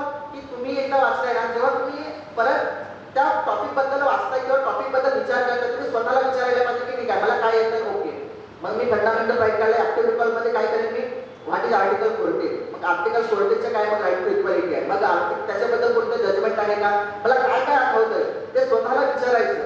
म्हणजे आपल्या डोक्याची कसरत करायची. आपण म्हणतो ना, जसं जिम मध्ये जातो आपण म्हणजे रेप्स मारतो, रिपिटेशन्स करतो, तर असे डोक्याला आपल्याला तो द्यायचा आहे की ठीक आहे, विचारायचं. म्हणजे जोपर्यंत आपण ते न्यूरल नेटवर्क बनवणार नाही, कारण की ऍक्च्युअल एक्झाम मध्ये आपल्याकडे नोट्स असणार आहेत का, मोबाईल असणार आहे का नाही, तर तो न्यूरल नेटवर्क करणार आहे. तर first method is active recall.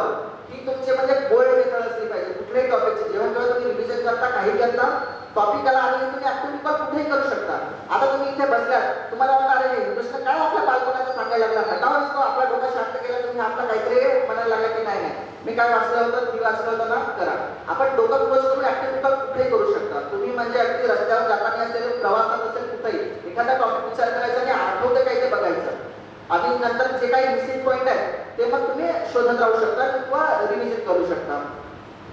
दुसरी मेथड आहे की रिपीटेड सायकल ऑफ रिव्हिजन.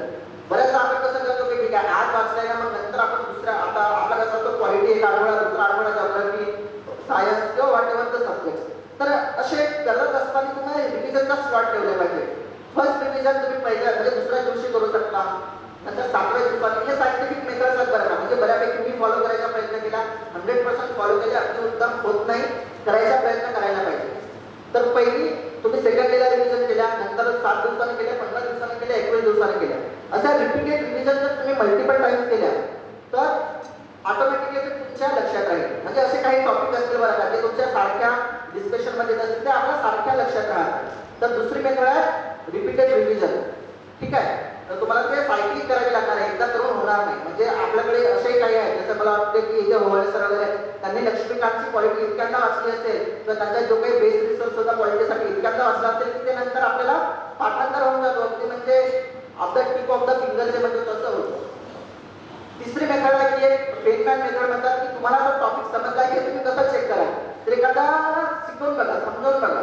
समजा तुम्हाला तो टॉपिक व्यवस्थित समजला असेल, तुम्ही व्यवस्थित शिकला असेल, हा कसा तपासायचा की मी दुसऱ्याला समजावू शकतो का, दुसऱ्याला सांगू शकतो का. यावेळी तुम्हाला ग्रुप डिस्कशन वगैरे जे म्हणतो आपण, हा फायदा होऊ शकतो. तुम्ही एकामेकाला समजावून सांगू शकता.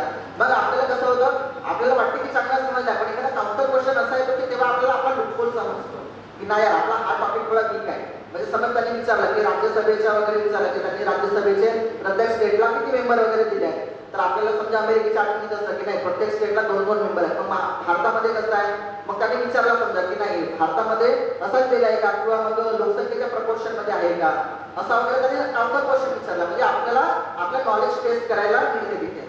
तर हे तिसरी मेथड झाली. मग चौथी मला वाटतं की सगळ्यात मेथड म्हणजे सगळ्यात भारी आहे बरं का, आपण म्हणजे टेस्टला घाबरतो, आपण टेस्ट भरपूर दिल्या पाहिजे. What we follow, we learn and then panic. What we should do, learn, test, fix, revise. म्हणजे आपण वाचलाय, आपण टेस्ट करायला पाहिजे की आपल्याला काय समजलं काय नाही, नंतर ते फिक्स करायला पाहिजे. तिथे फिक्स केल्यानंतर जे आपले कन्साइज नोट्स होतात ते बनवून ते रिव्हिजन करायला पाहिजे. That helps. मोस्टली आपण वाचत जातो बरं का, आपण म्हणजे ते कन्सोलिडेट करत नाही, किती समजायला ते डोक्यात आपल्या इतकं म्हणजे टाकत नाही. तर ती एक मेथड आहे जी मला असं वाटतं की खूप प्रभावी होऊ शकतो.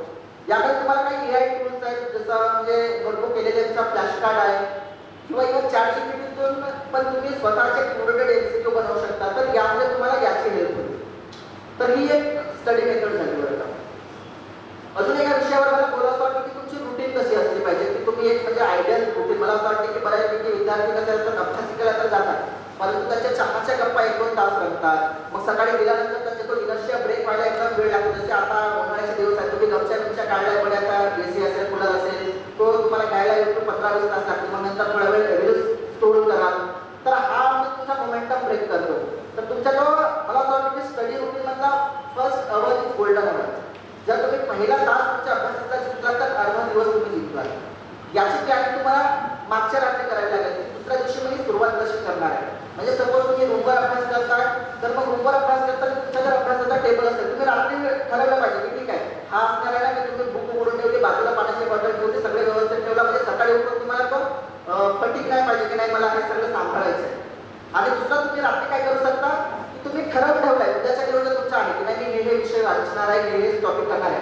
याच्यातून काय होणार आहे तुम्ही डिसिजन फटीक एक गोष्ट असतो की निर्णयामुळे आपला जो गोंधळ होतो की नाही काय वाचणार आहे काय करणार आहे. आपण हे नियोजन जसं मी म्हटलं की आपण नियोजन करतो पण एक्झिक्यूट करत नाही. तर आपलं नियोजन पण एकदम मोठं नसतं. म्हणजे एका महिन्याचं नियोजन आठवड्याचं नियोजन ती मायक्रो प्लॅनिंग करायची. रात्री विचार करायचा की उद्या काय करायचं. म्हणजे तुमचा तो वेळ वाचला. आणि जसं मी म्हटलं की फर्स्ट कव्हरेज गोल्डन यावेळी एकदम डिस्ट्रॅक्शन फ्री हाय फोकस टॉपिक करायचे. त्याच्या ठेवायचे की ठीक आहे मग मी सकाळी इतका वेळ वाचतोय मग दुपारी मी मध्यंतरीच्या काळात काय करतोय मग संध्याकाळी तुम्ही एक पॅसिव्ह लर्निंग करू शकता. आता सगळ्यांकडे ऑनलाईन टूल्स आहेत.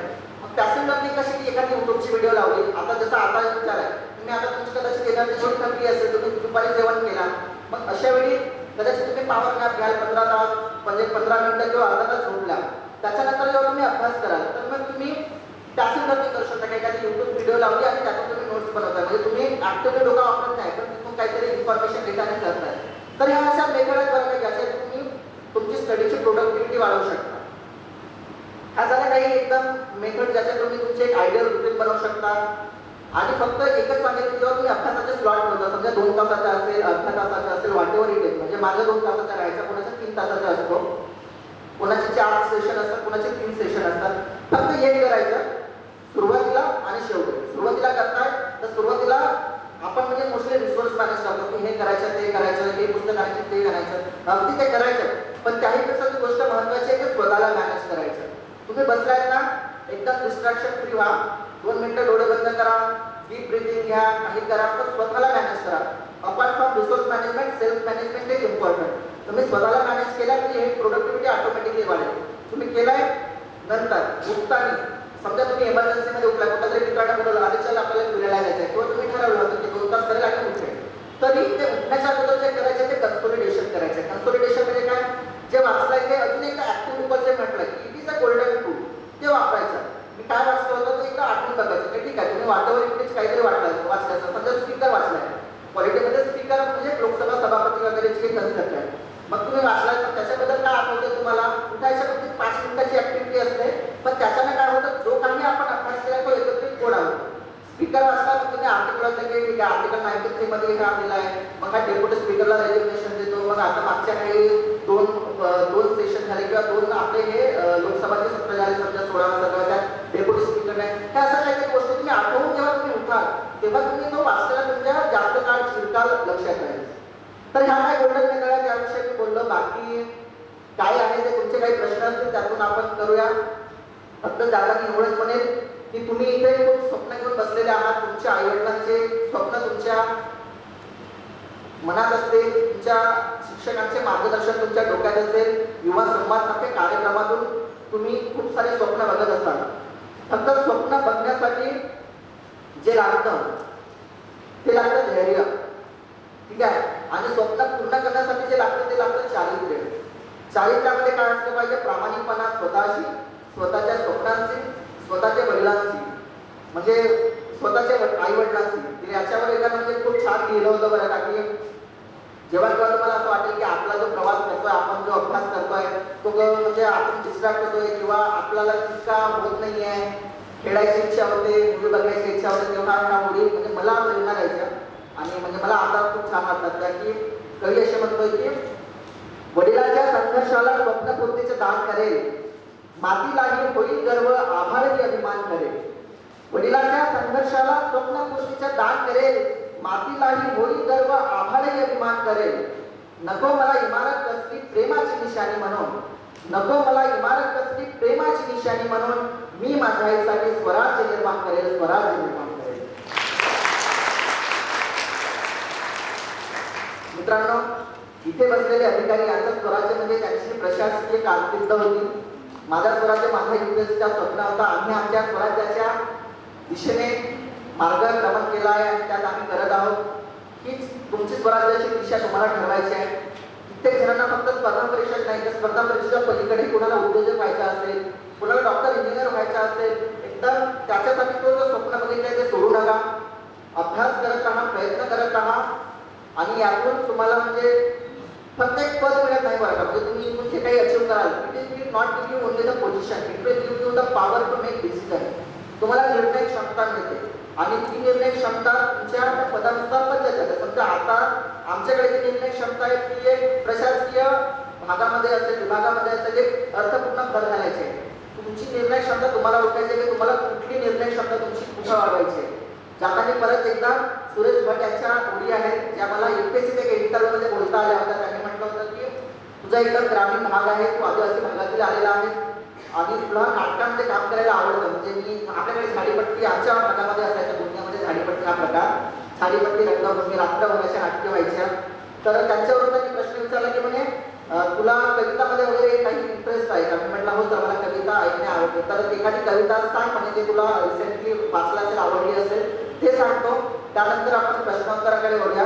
सुरेश भट असे म्हणतात की विझलो आहे जरा मी हा माझा अंत नाही, विझलो आहे जरा मी हा माझा अंत नाही, पेटे उद्या नगाने हे सामर्थ्य नाशवंत नाही, छाटले जरी पंख माझे पुन्हा उडेल मी, छाटले जरी पंख माझे पुन्हा उडेल मी, अडवू शकेल मला अजून अशी भिंत नाही, अजून अशी भिंत नाही. नंतर आपण प्रश्नोत्तर घेऊया. तुमचे अगदी काही बेसिक पासून प्रश्न असतील, समजा की कसं करायचं, मराठी मीडियमचे असतील, मीडियमचे असतील किंवा ऑप्शनलचे असतील किंवा वॉटेवर किंवा कॉम्पिटेटिव्ह एक्झाम्स म्हणजे फक्त स्पर्धा परीक्षा UPSC UPSCच्या पलीकडे काय करता येतील. कारण की इथे बसलेले आम्ही असे लोक आहोत ना की म्हणजे आम्ही सगळं काही बघितलंय बरं, आणि आमच्या औद्योगिकच्या मित्रांनी पण इतकं काही बघितलंय. त्याच्यामुळे प्रत्येक क्षेत्राविषयी थोडं थोडं काहीतरी आहे. तुम्ही आमच्या इथे हक्काचे लहान भाऊ बहीण आहात, त्याच्यामुळे हक्काने विचारू शकता. आम्ही आमच्याकडे काहीतरी सांगण्याचा प्रयत्न करू. जिल्हाधिकारी कार्यालय यवतमाळ यांच्या वतीने आयोजित या युवा संवाद कार्यक्रमात मला बोलवलं, मला सन्मान दिला आणि आपण सर्वांशी खपाटलेल्या अशा युवकांशी बोलण्याची संधी दिली. याबद्दल आयोजकांचे खूप खूप आभार व्यक्त करतो. आणि मी डिजिटल डिस्ट्रॅक्शन विषयी बोलत असताना अजून एक करन्सी आहे मित्रांनो की what is the currency of today. अगोदर मनी होती, नंतर आपण ऑइल विषयी बोललो, गोल्ड विषयी बोललो. आजची करन्सी अटेन्शन आहे. म्हणजे आपला अटेन्शन स्पॅन खूप कमी होत चालला आहे, रील्समुळे असेल, काहीमुळे असेल. तुम्हाला पण इथे बोलताना म्हणजे असा आता मी अर्धा पाऊण तास बोललो असेल, त्यामुळे 5-10 मिनिटं तुम्ही डिस्ट्रॅक्ट झालेला असाल, तरी पण ह्या सगळ्या डिस्ट्रॅक्शनला सोडून तुम्ही मला जी तुमची मौल्यवान करन्सी अटेन्शन तो दिला, याबद्दल तुम्हा सर्वांचे आभार व्यक्त करतो. धन्यवाद.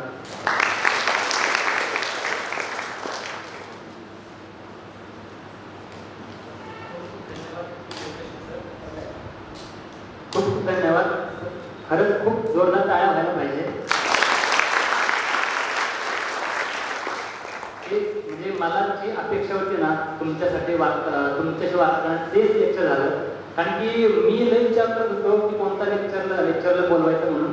आणि त्यावेळेस तर नाही का की मी म्हणजे हे कृष्ण कॉलेजला तर त्याच्यात वेगळ्याच प्रोग्राम सुरू होत्या. मग येईल नाही का असं केलं. मी म्हटलं की अरे असं असं आहे की आपला कार्यक्रम घ्यायचा आहे, प्लीज येशील का म्हणून. आता मला प्लीज कशाला म्हणतो, हक्काचं आहे म्हणून नाही का. मला आवडतं की माझ्या विभागातले माझे जे आपले पोरं आहेत ना ते पोरं बनायला पाहिजे. आणि त्यामध्ये काय असतं माहिती आहे का, हे एक सेन्सिटायझेशन असतं नाही का, संवेदन क्षमता. म्हणजे तो फर्ग्युसनमध्ये जे मित्रांसोबत खूप चर्चा केली भेटलेलो आहे, तर त्यांना तेव्हा वाटायचं नाही का की सेन्सिटिव्हिटी म्हणजे काय असतं नाही का, संवेदन क्षमता म्हणजे काय असते, समाजाबद्दलची, आपलेपणाबद्दलची. जे घरातले लोक असतील किंवा जे वंचित लोक असतील त्यांना वरती आणणाऱ्या घडपडची आणि हे प्रश्न मी पाहिलं होतं आणि मित्रांनी पाहिलं होतं. म्हणजे त्या सेन्सिटायझेशनची गरज त्याचवेळी आठवण काय विषय झाली. जेव्हा मी एक कॉल केला तर लगेच म्हटलं की अरे मी 100% कुठेही असू दे काही असू दे मी विद्यार्थ्यांशी बोलण्यासाठी येणार आहे. तर त्यासाठी खूप खूप धन्यवाद. आणि लेक्चरमध्ये तुम्हाला सांगितलं असेल सरांनी की जर्नी सांगितली नाही का. कुठं होता तो, कुठंतरी गोंदिया, सर कुठं होते गोंदियामध्ये जेवढं गावामध्ये. म्हणजे त्यांनी प्रेरणा कुठं घेतली, ते टीचरने सांगितलं की कलेक्टर. ठीक आहे. म्हणजे काय याबद्दल मी वाक्य ऐकलं होतं एखादं की आपल्यामध्ये जी आग असते ना ती कशी पेटायला पाहिजे. काय असतं की आग पेटते ना तर आपल्याला वाटतं कागदाची आग पेटते नाही का. आता काय झालं की हे प्रश्न मी आहे किंवा बाकीचे लोक आहेत ते सांगणार नाही का की फुल मोटिवेशन आहे का. आता उद्या दिवशी तुम्ही काय त्यात जग जिंकणार आहे, त्यात जाणार अभ्यास करणार नाही का. ही जी आग ना ही कागदाची आग आहे, लगेच पेटणार लगेच विझून जाणार. ठीक आहे. तुम्हाला जी आग लागायला पाहिजे ना तर तुम्हाला ही लाकडासारखी लागायला पाहिजे. सहजही ते लागत नाही लवकर नाही का, ते खूप जास्त राठ असते, त्याला आग लावण्यासाठी खूप मेहनत करायला लागतं. पण जेव्हा आग लागते ना तर कधी विजतच नाही, काही धमक आधी कधी पण हुंचत असते. हे प्रश्न किंवा माझ्या किंवा बाकीच्या विद्यार्थ्यांमध्ये काय असतं माहिती आहे का की आम्ही काही करू, दिनचर्या कशी असतो, कुठेही गावी गेलो असतो तरीही मेंदूच्या एका भागामध्ये NPC तरी जिवंत असते. झोपलं असेल ना तरी पण डोक्यात वाचायचं ते वाचायचं. मग ही आग आहे ना तशी तुम्हाला जाणवायला पाहिजे. त्या गोष्टी मग मी हेमकृष्ण बोललो आणि त्यांनी ते तुम्हाला जाणवण्याचा प्रयत्न केला. त्यानंतर त्यांनी काय केलं, म्हणजे सरांनी काय केलं की आपले वेगवेगळे मेथड सांगितल्या, हाऊ म्हणजे अभ्यासाच्या पद्धती सांगितल्या वेगवेगळ्या. तर आम्ही पण त्याच पद्धतीने फॉलो करायचं, ते रिसर्च केलेलंच आहे त्यावरती.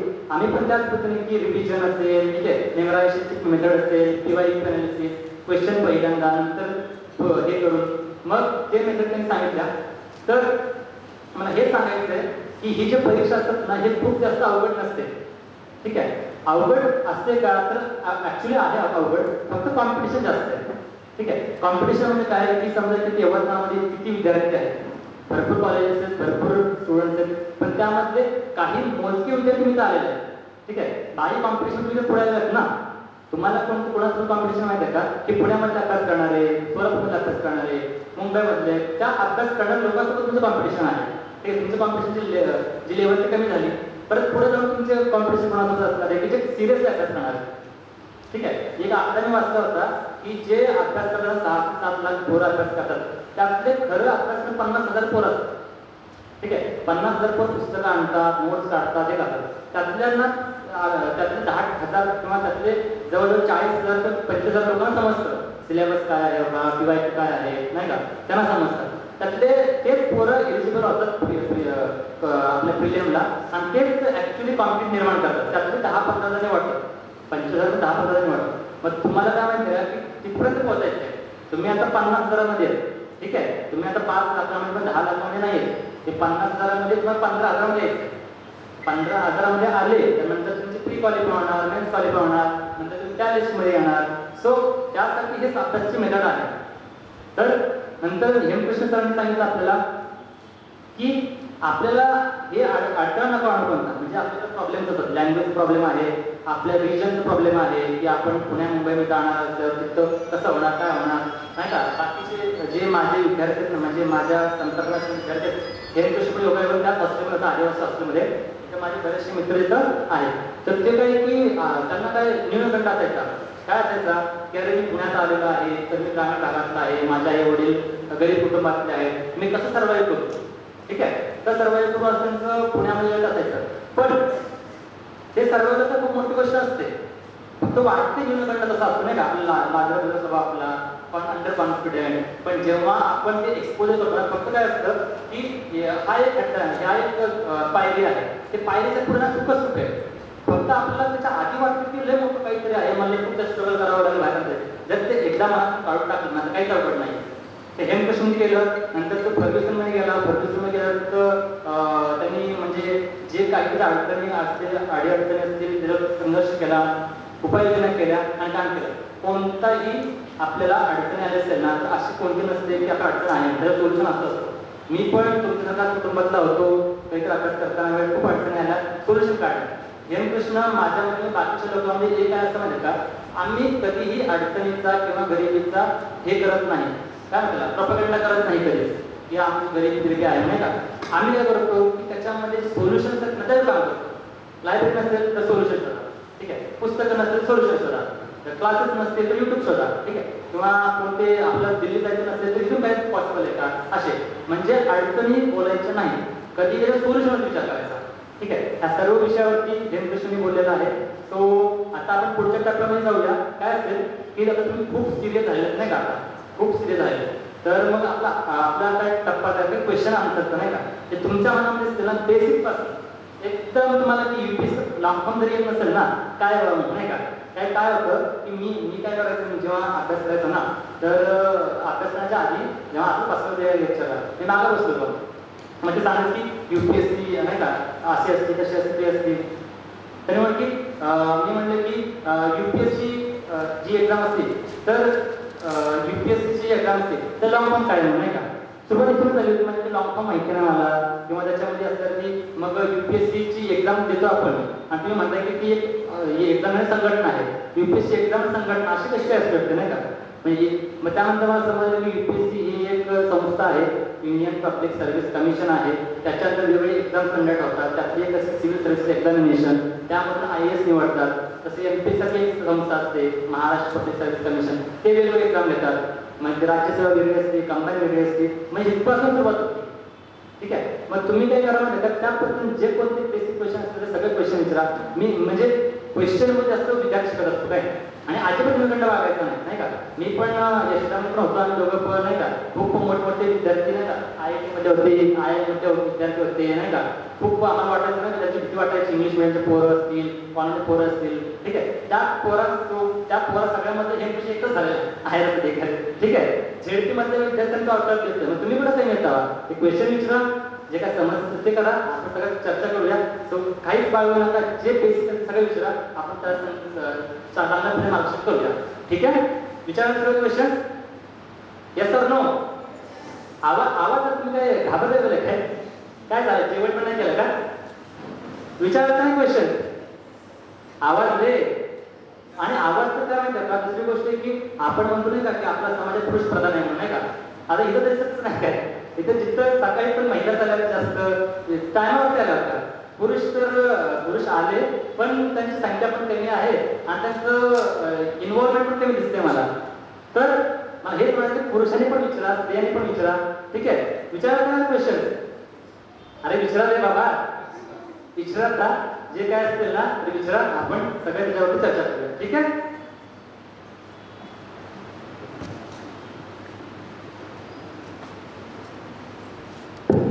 ज्यांना प्रश्न असतील त्यांनी हात वर करा.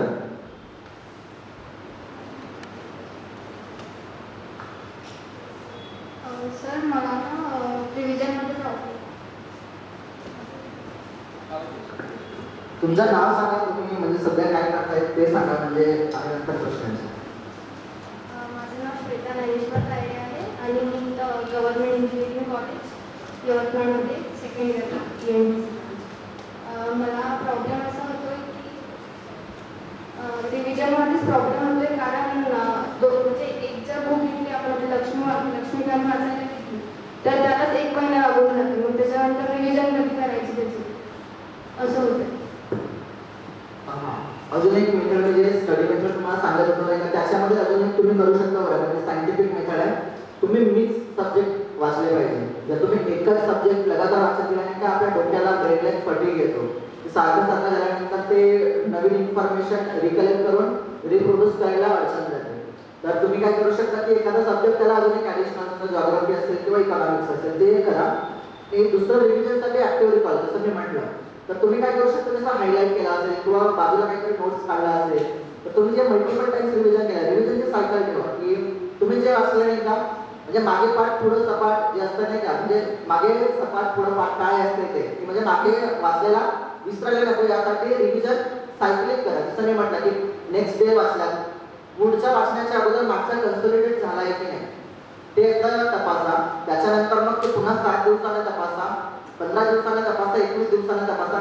असं तुम्ही 4 दिवस जरी केला, म्हणजे समजा तुम्ही आता आज वाचलाय पहिला चॅप्टर, पार्ट 1 वाचलाय की युनियन अँड इट्स टेरिटरीज, ठीक आहे. दुसऱ्या दिवशी तुम्ही गेल्या समजा सेकंड याच्याकडे की समजा प्रियामल वगैरे असेल किंवा व्हॉट एव्हर इट इज, मग तुम्ही व्हॉट एव्हर इट इज असं गेला. जेव्हा तुम्ही प्रियामलकडे जाल तेव्हा तुम्ही मागचा सोडू नका, मागचा परत वाचा. आता तुम्ही पहिल्या दिवशी समजा 2 तास लागला, दुसऱ्या दिवशी 15 मिनिटातच होईल. तर असं जर केलं आणि जे ऍक्टिव्ह रिकॉल म्हटलं मी तसं केलं तर तुम्हाला ते रिव्हिजन करायला सोपं पडेल. सर मला हा प्रश्न होता की UPSCचा सिलेबस खूप वास्ट आहे, की प्रत्येक कन्फ्युजन खूप सारे आहे, की प्रत्येक जण म्हणतं की NCERT वाचा, पॉलिटिसाठी जसं ताईंनी म्हटलं की M लक्ष्मीकांत वगैरे आहे. सर हेच कन्फ्युजन आहे, तुम्ही जर बिना कोचिंग विदाउट कोचिंग वगैरे सगळं हे सगळं अचीव केलं आहे, तर मला हेच विचारायचं होतं की सर बेसिक आता तुम्ही जसं सुरुवात करताय तर स्टार्टिंग कुठून करू, NCERT करू की कोणतं हे. आणि सर दुसरा प्रश्न असा होता माझा की PYQ इम्पॉर्टन्स तर आपल्याला माहिती आहे, पण त्या PYQचं कसं युजफुल असं आम्ही हे करू, हेल्पफुल आम्हाला कसं राहील ते प्रश्न होतो. ठीक आहे, तर बघा कोचिंग इज ऑप्शनल, ज्याला शक्य आहे ते करा किंवा नसेल तर नका करू, बट गायडन्स इज मस्ट. तर तुम्ही गायडन्स घेतलंच पाहिजे की कसं करता येईल. तर तुम्ही जसं म्हटलं की सुरुवात कुठून करायची, तर NCERT हा एक बेस मटेरियल आहेच आहे, पण त्या अगोदर एकदा सिलेबस ओव्हरव्ह्यू करून घ्या. युट्यूबला भरपूर व्हिडिओ आहेत ज्याच्यावरून सिलेबस समजतं. आता तुम्ही BSc करताय, 10वी-12वीला आपण 10वी पर्यंत तरी ॲटलीस्ट तुम्ही हिस्ट्री जॉग्राफीच्या बऱ्यापैकी बघितलं असेल, तर तुम्हाला जाणवेल की अरे हे काहीतरी आपल्या स्वातंत्र्य लढ्याबद्दल बोलतोय, गांधीजीच्या कॉन्ट्रीब्युशन बद्दल बोलतोय, वर्ल्ड वॉर बद्दल बोलतोय, थोडा बहुत आपल्याला माहित आहे. म्हणजे एखाद्या ओक्यामध्ये जाऊ द्या. म्हणजे मला असं वाटतं की ऍक्च्युअल मध्ये धावण्याच्या अगोदर जो वॉर्मअप असतो नाही का, तो वॉर्मअप खूप महत्वाचा असतो, जेणेकरून इंजरी होत नाही आणि आपण ते धावणं सोडत नाही. तर वॉर्मअप कसं आहे की नाही, थोडं सिलेबस समजून घ्या, थोडं त्या माहोलमध्ये या आणि बेस नंतर एनसीईआरटी याच्यासाठी म्हणतात बऱ्यापैकी की त्याच्यातून बऱ्यापैकी ओकॅबुलरी समजते, आपण ते रिव्हिजन काय होते, आपण बऱ्यापैकी सगळ्यांनी वाचलेलं असतं त्या कन्सेप्ट. तर एनसीईआरटी हा एक आहे आणि त्यानंतर प्रत्येक सब्जेक्ट वाईज रिसोर्स मटेरियल आहे, जो बेस आहे जे बऱ्यापैकी 90% पोरं फॉलो करतात. तर त्या बेस मटेरियलचे रिसोर्स जरी वाचले तरी तुम्ही सफिशियंट आहे. सुरुवात तुम्ही एनसीईआरटी पासून करू शकता. आणि तुमचा दुसरा प्रश्न कशाला केला? पीवायक्यू. तर पीवायक्यू येस, पीवायक्यू म्हणजे खूप इम्पॉर्टंट आहे. तर पीवायक्यू मुळे काय होतं आपल्याला, म्हणजे आपण म्हणतो ना की यूपीएससी किंवा एमपीएससी खूप अनप्रेडिक्टेबल आहे. तर ते अनप्रेडिक्टेबिलिटी टाळण्याचं काम पीवायक्यू करतं. तर पीवायक्यूच्या अगोदर सगळं एखादा टॉपिक वाचला आहे, आता यांनी म्हटलं की पॉलिटी, तर आपण पॉलिटीचं उदाहरण घेऊया. समजा इमर्जन्सी विषय आपण बघितला, मग आता एमपीएससी मध्ये आणि यूपीएससी मध्ये पण प्रिलिम्स बऱ्यापैकी सिमिलर आहे. मग प्रिलिम्स मध्ये त्यांनी इमर्जन्सीवर काय विचारेल, एक आर्टिकल विचारू शकतो. म्हणजे पीवायक्यूची हेल्प कशी होते ते सांगते. तुम्ही अनालिसिस करता का, समजा इमर्जन्सी चॅप्टर वाचलाय, 4 पेज वाचलाय, तुम्ही पीवायक्यू घेतलाय आणि ते पीवायक्यू सुटतात तर तुम्ही बघितलं, मग तुम्हाला वाटतं की नाही माझी सुटत नाही आहे, म्हणजे आपल्या अभ्यासाचे मेथड काहीतरी चुकीची होती, आपण फोकस नसेल केला. तर पीवायक्यूची हेल्प काय होतं की फोकस कुठल्या टॉपिकवर करायचं याच्या थ्रू आपल्याला हेल्प होते. त्याच्यातून समजेल की नाही ते आर्टिकल विचारताय, मग ड्युरेशन विचारताय, मग लोकसभा आणि राज्यसभामधून कोणी रॅटिफिकेशन केलं पाहिजे हे विचारताय. तर ह्या गोष्टी आपल्याला पीवायक्यू मधून समजतात. तर पीवायक्यू डायरेक्शन देतो. अगोदर वाचायचे बेस मटेरियल, नंतर पीवायक्यू. जसं मी म्हटलं की learn, test, fix and revise, हाच मेथड ठेवायची की लर्न टेस्ट केल्या तुम्ही, टेस्ट कुठून करणार, पीवायक्यू मधून करणार आहे. फिक्स केली मेथड, मग जे तुमच्या कन्सोलिडेट मटेरियल झालं त्याला रिवाइज केलं. आपण स्पर्धा परीक्षेमध्ये उतरतो, जो अतुलात प्रयत्न करतो त्याला नक्कीच यश प्राप्त होते, हे तुमच्या मार्गदर्शनातून आम्हाला कळालं. पण माझा क्वेश्चन असा होता सर की आपल्याला सर्वांना माहिती आहे की अगदी 1 महिन्यावर आपली राज्यसेवेची परीक्षा येऊन ठेवली आहे, 31 मेला आहे. तर सर्व एक्सपर्ट एका वर्षापासून किंवा जास्तीत जास्त वर्षापासून प्रयत्न तर करतात, पण माझा क्वेश्चन असा होता सर की एका महिन्यामध्ये कशा प्रकारे सर्व सिलेबसला आपण टॅकल केलं पाहिजे जेणेकरून आपल्याला नक्की यश प्राप्त होऊ शकेल. तर सगळ्यात पहिली गोष्ट जी एकदम आवर्जून टाळली पाहिजे की समथिंग न्यू, नवीन काहीच नाही करायचं. म्हणजे जे केलंय तेच रिव्हिजन, हाच फोकस असला पाहिजे. पीवायक्यूला धरून आपला माइंडसेट सेट झाला पाहिजे. म्हणजे प्रिलिम्ससाठी तर हाच आहे की पीवायक्यू माइंडसेट ट्रेन होण्यासाठी काय करू शकता तुम्ही, मागच्या 5 वर्षाचे पेपर आहेत नाही का ते आपण टेबलवर ठेवायचे आणि प्रत्येक दिवशी 20-25 एमसीक्यू बघायचे. कारण की काय असतो, बऱ्याचदा एमसीक्यू किंवा prelims is not only the test of knowledge, it is the test of temperament. आणि टेम्परामेंट बिल्ड होण्यासाठी आपल्याला तो पॅटर्न समजणे आवश्यक असतो. बऱ्याचदा आपल्याला ऑप्शनची एक लयबद्ध पद्धत असते, ती लय आपल्याला समजते.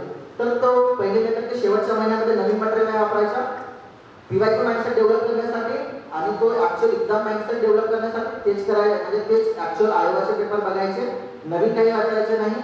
आणि डी डे जो असतो तर D-7 डे प्लॅन करायचा. म्हणजे ऍक्च्युअली जर 31 ला आहे मग तुम्ही 24च्या नंतरचा जो आठवडा असते तो प्लॅन केला पाहिजे. बिकॉज व्हॉट हॅपन्स, जेव्हा एक्झाम असते ऍक्च्युअल तुमची बोर्डाची असो, जे असतील किंवा ग्रॅज्युएशनची असो किंवा एमपीएससी यूपीएससी, आपला पॅनिक वाढत जातो. कारण की ऍक्च्युअल एक्झाम जवळ येते, तुम्ही जसं म्हटलं की वर्षभर आपण प्रयत्न केलेला असतो. तर ह्या वेळी पॅनिक टाळण्यासाठी नाही का अभ्यासाचं एकदा नियोजन कमी करू, म्हणजे नियोजन करायचं भारी पण अभ्यास कमी, एकदम लयबद्ध की ठीक आहे एवढा केलाय. आणि D-7 डेला तुम्ही काय करणार आहात, म्हणजे डी डे तुमचा 31 मे आहे तर त्यापासून या दिवशी मी एवढे करणार आहे आणि कमी टार्गेट ठेवायचे, म्हणजे जेणेकरून आपला ओव्हरवेल्म होत नाही आणि रिग्रेट येत नाही की माझा झाला नाही आहे. बिकॉज जसं मी म्हटलं की टेस्ट ऑफ टेम्परामेंट आहे, तर याच्यामध्ये सेन्स ऑफ कम्प्लिशन असणं आवश्यक आहे. तर तुमच्या मनामध्ये जर असेल तुम्ही सगळं वाचलेलं आहे, सगळं केलेलं आहे, कॉन्फिडन्सला जर तुम्ही बसल्या तर बऱ्याचशा गोष्टी तुम्ही सोडवू शकता.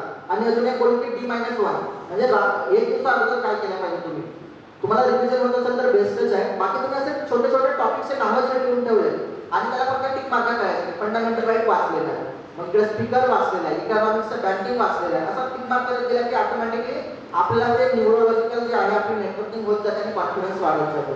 तर शेवटच्या महिन्यात तुम्ही इतकंच करायला पाहिजे, नवीन काही नाही, रिव्हिजन अँड नथिंग न्यू, फक्त ते पॅनिक टाळायचं आणि स्वतः विश्वास ठेवायचा.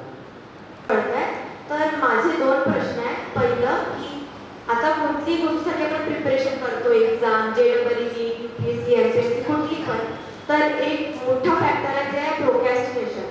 त्याला कसं करायचं. आणि दुसरं म्हणजे मला व्यतिरिक्त अजून गोष्टीमध्ये इंटरेस्ट असतं, डिबेट्स, रायटिंग. हे UPSC मध्ये हेल्प करू शकते का? पहिले ना because there are very rare people की जे या वयामध्ये हे ठरवतात, खास करून आपल्या भागामध्ये आपण जे विदर्भाची गोष्ट करतो. तर तुमचा पहिला प्रश्न प्रोक्रॅस्टिनेशनवर होता बरं का. तर आपल्याला दोन गोष्टी समजल्या पाहिजे की प्रोक्रॅस्टिनेशन आणि आळस.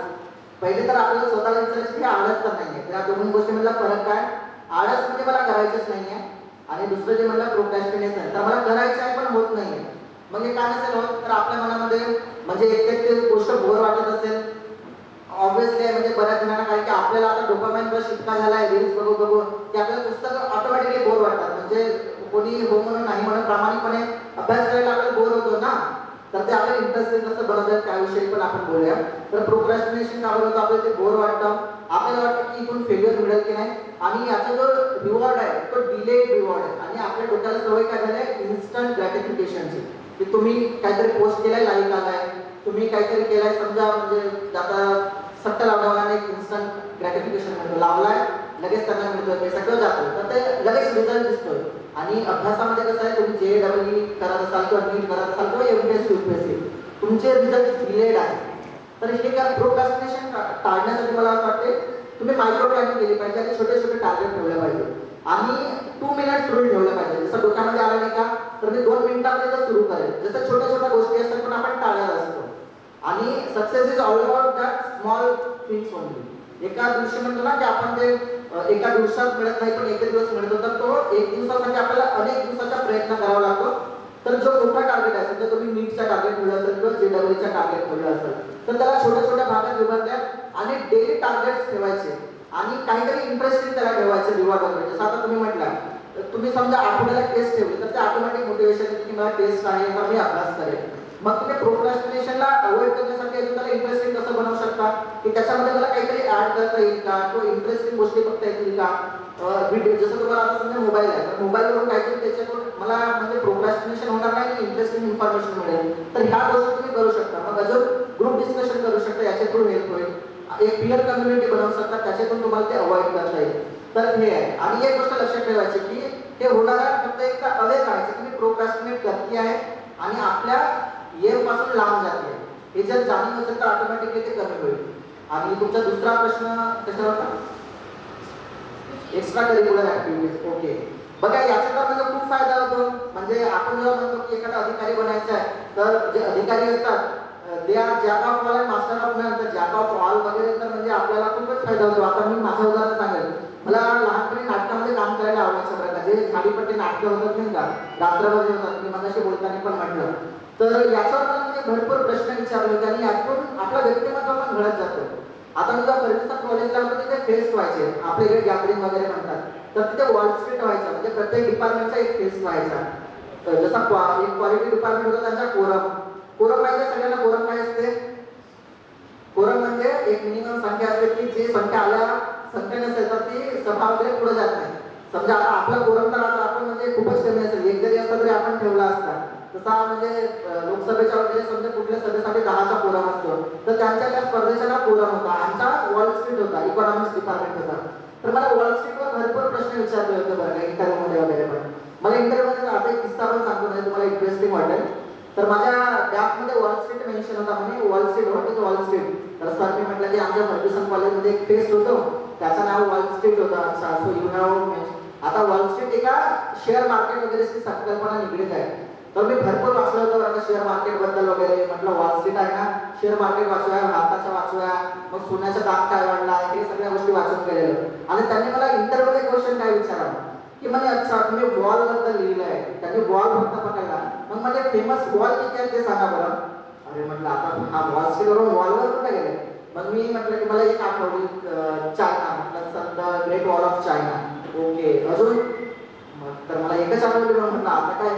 मग म्हणे की मला एक बर्लिन वॉल आठवली. बर्लिन वॉल होती. मग म्हटलं sir the wall of Berlin. Okay, म्हणजे अजून मला तुम्ही जे म्हटलं का एक्स्ट्रा करिक्युलर कुठे हेल्प करताय, तर मग मला काहीच आठवत नव्हतं. ते म्हणे अजून. सर म्हटलं आठवत नाही. म्हणे पुश करा. सर म्हटलं the wall of cricket, Rahul Dravid. Sir हसायला लागले. अरे म्हणे वा वा वा. म्हणजे ते त्यांना पण एक्सपेक्टेड नव्हतं आणि मला पण ते म्हणजे क्रिकेटमध्ये आवड असल्यामुळे आणि खेळत असल्यामुळे ते तिथे हिट झालं. तर असं एक्स्ट्रा करिक्युलर ऑटोमॅटिकली कसं होतं, एक्स्ट्रा करिक्युलरमुळे आपलं व्यक्तिमत्व घडतं आणि आपला प्रेझेन्स ऑफ माइंड वाढतं आणि दुसरं म्हणजे कॉमन सेन्स आपला खूप डेव्हलप होतो आणि आपला जो सोशल सेन्स असतो की आजूबाजूच्या भोवतीच्या गोष्टी ऑब्झर्व करण्याच्या. आणि तुम्ही जसं डिबेट वगैरे बद्दल बोललात त्या तर म्हणजे खूप इम्पॉर्टंट आहे, त्या कम्युनिकेशन स्किल्सचा पार्ट आहे. तर त्या नक्कीच फक्त स्पर्धा परीक्षा नाही, इतर कुठल्याही क्षेत्रामध्ये नक्कीच कामात होतो. सर असं म्हणजे एवढं मॅटर नाही करत, तुमची सॉफ्ट स्किल जास्त मॅटर करते, हे खरं आहे का? बॅलन्स आहे. म्हणजे मला असं वाटतं की व्हॉट एव्हर इट इज, तुम्ही आपला पोटेन्शियल अचीव्ह केलं पाहिजे प्रत्येक क्षेत्रात. आता मार्क्स वगैरे जसे म्हटलं आपण, आता ते 10वीचे आहेत 12वीचे आहेत किंवा कुठल्या स्पर्धेचे आहेत ते नाटक करतात ना. सॉफ्ट स्किल असे म्हणतात की जसं आता तुम्ही कुठल्या कॉर्पोरेट वर्ल्डमध्ये गेलाय, सॉफ्ट स्किल कुठल्या की तुम्ही नेटवर्किंग कसे करतात, एकमेकांशी कसे बोलतात, तुमच्या क्लायंटशी कसे बोलतात, किंवा आता आपल्या कलेक्टर सरांच्या सॉफ्ट स्किल काय असते की हे असे अदर प्रोग्राम कसे आयोजित करतात, शेतकऱ्यांचे आंदोलन असते त्याला कसे ते हे करतात. तर हे आहेच महत्वाचे. पण त्या गादीपर्यंत येण्यासाठी तर त्यांना मार्क्स मिळावेच लागलेत ना. म्हणजे ते मार्क्स नसते तर त्याच्या सॉफ्ट स्किलचा उपयोग झाला असता का? नाही. तर आपल्याला मार्क्स म्हणजे असं म्हणू शकतो आपण की तुम्हाला 10वी 12वी मध्ये वगैरे टॉपर जरी नसल्या तरी तुम्ही करू शकता. पण जर तुम्ही टॉपर असला तर तो ॲडव्हान्टेजच आहे ना तुम्हाला. तर आपण म्हणजे मार्क्स वादी कुठं व्हायचं हे आपल्याला समजायला पाहिजे. मार्क्स माहित आहे ना आपल्याला, मार्क्स. तर असं मार्क्स वादी आपल्याला कुठं व्हायचं हे समजता आलं पाहिजे. आणि मार्क्स वाढतात, ह्या गोष्टी अशा की वाढतात. आणि तुम्ही जे म्हटलं सॉफ्ट स्किल्स हा तुम्हाला लॉंग टर्म मध्ये हेल्प करतात प्रत्येक करिअरमध्ये. बॅलन्स असलं पाहिजे आणि दोन्ही मिळवण्यासारख्या गोष्टी आहेत. सो असा एक गोष्ट कॉम्प्रोमाइज करून दुसरी करण्याचा काही भाग नाही आहे, दोन्ही करायच्या. मेरा सवाल है कि यूपीएससी एक एस्पिरेंट से क्या एक्सपेक्ट करता है और आर्ट्स एंड कॉमर्स का फर्क क्या यूपीएससी में दिखाई देता है, पड़ता है? एक्सपेक्टेशन्स तर म्हणजे काय असतं की त्यांनी एक सिलेबसच दिला आहे. त्याचे एकदम प्रायमरी एक्सपेक्टेशन हे आहे की तुम्ही परीक्षा पास व्हा आणि आम्ही तुम्हाला अधिकारी बनवतो.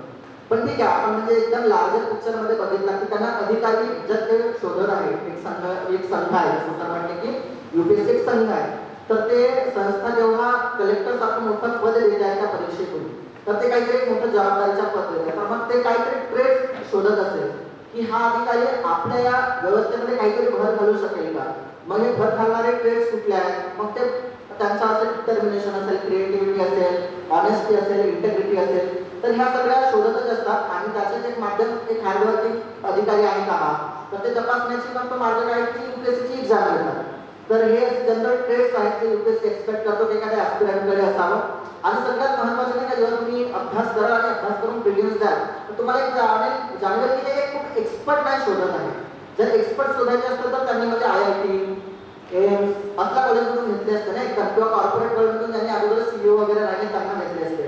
त्यांना कॉमन सेन्स असणारे लोक हवे आहेत, पण त्यांच्याकडे तो जनरल सेन्स असला पाहिजे. जसे एकदम सोपे प्रश्न असतात बरं का, म्हणजे काही काही जसं आता म्हणजे आता समजा की आपल्या सोशली अवेअर किती राहतो हे खूप मॅटर करतं. म्हणजे काही काही प्रश्न असे असतात, जसं आता तुमच्या अवतीभोवतीचे काही प्रश्न असतात. एका वर्षी एक प्रश्न होता प्रिलिम्सला, त्यांनी प्रश्न विचारला होता की कोणते नावं होते, हल्बी, कोळी असे वगैरे, आणि this terms are related to what.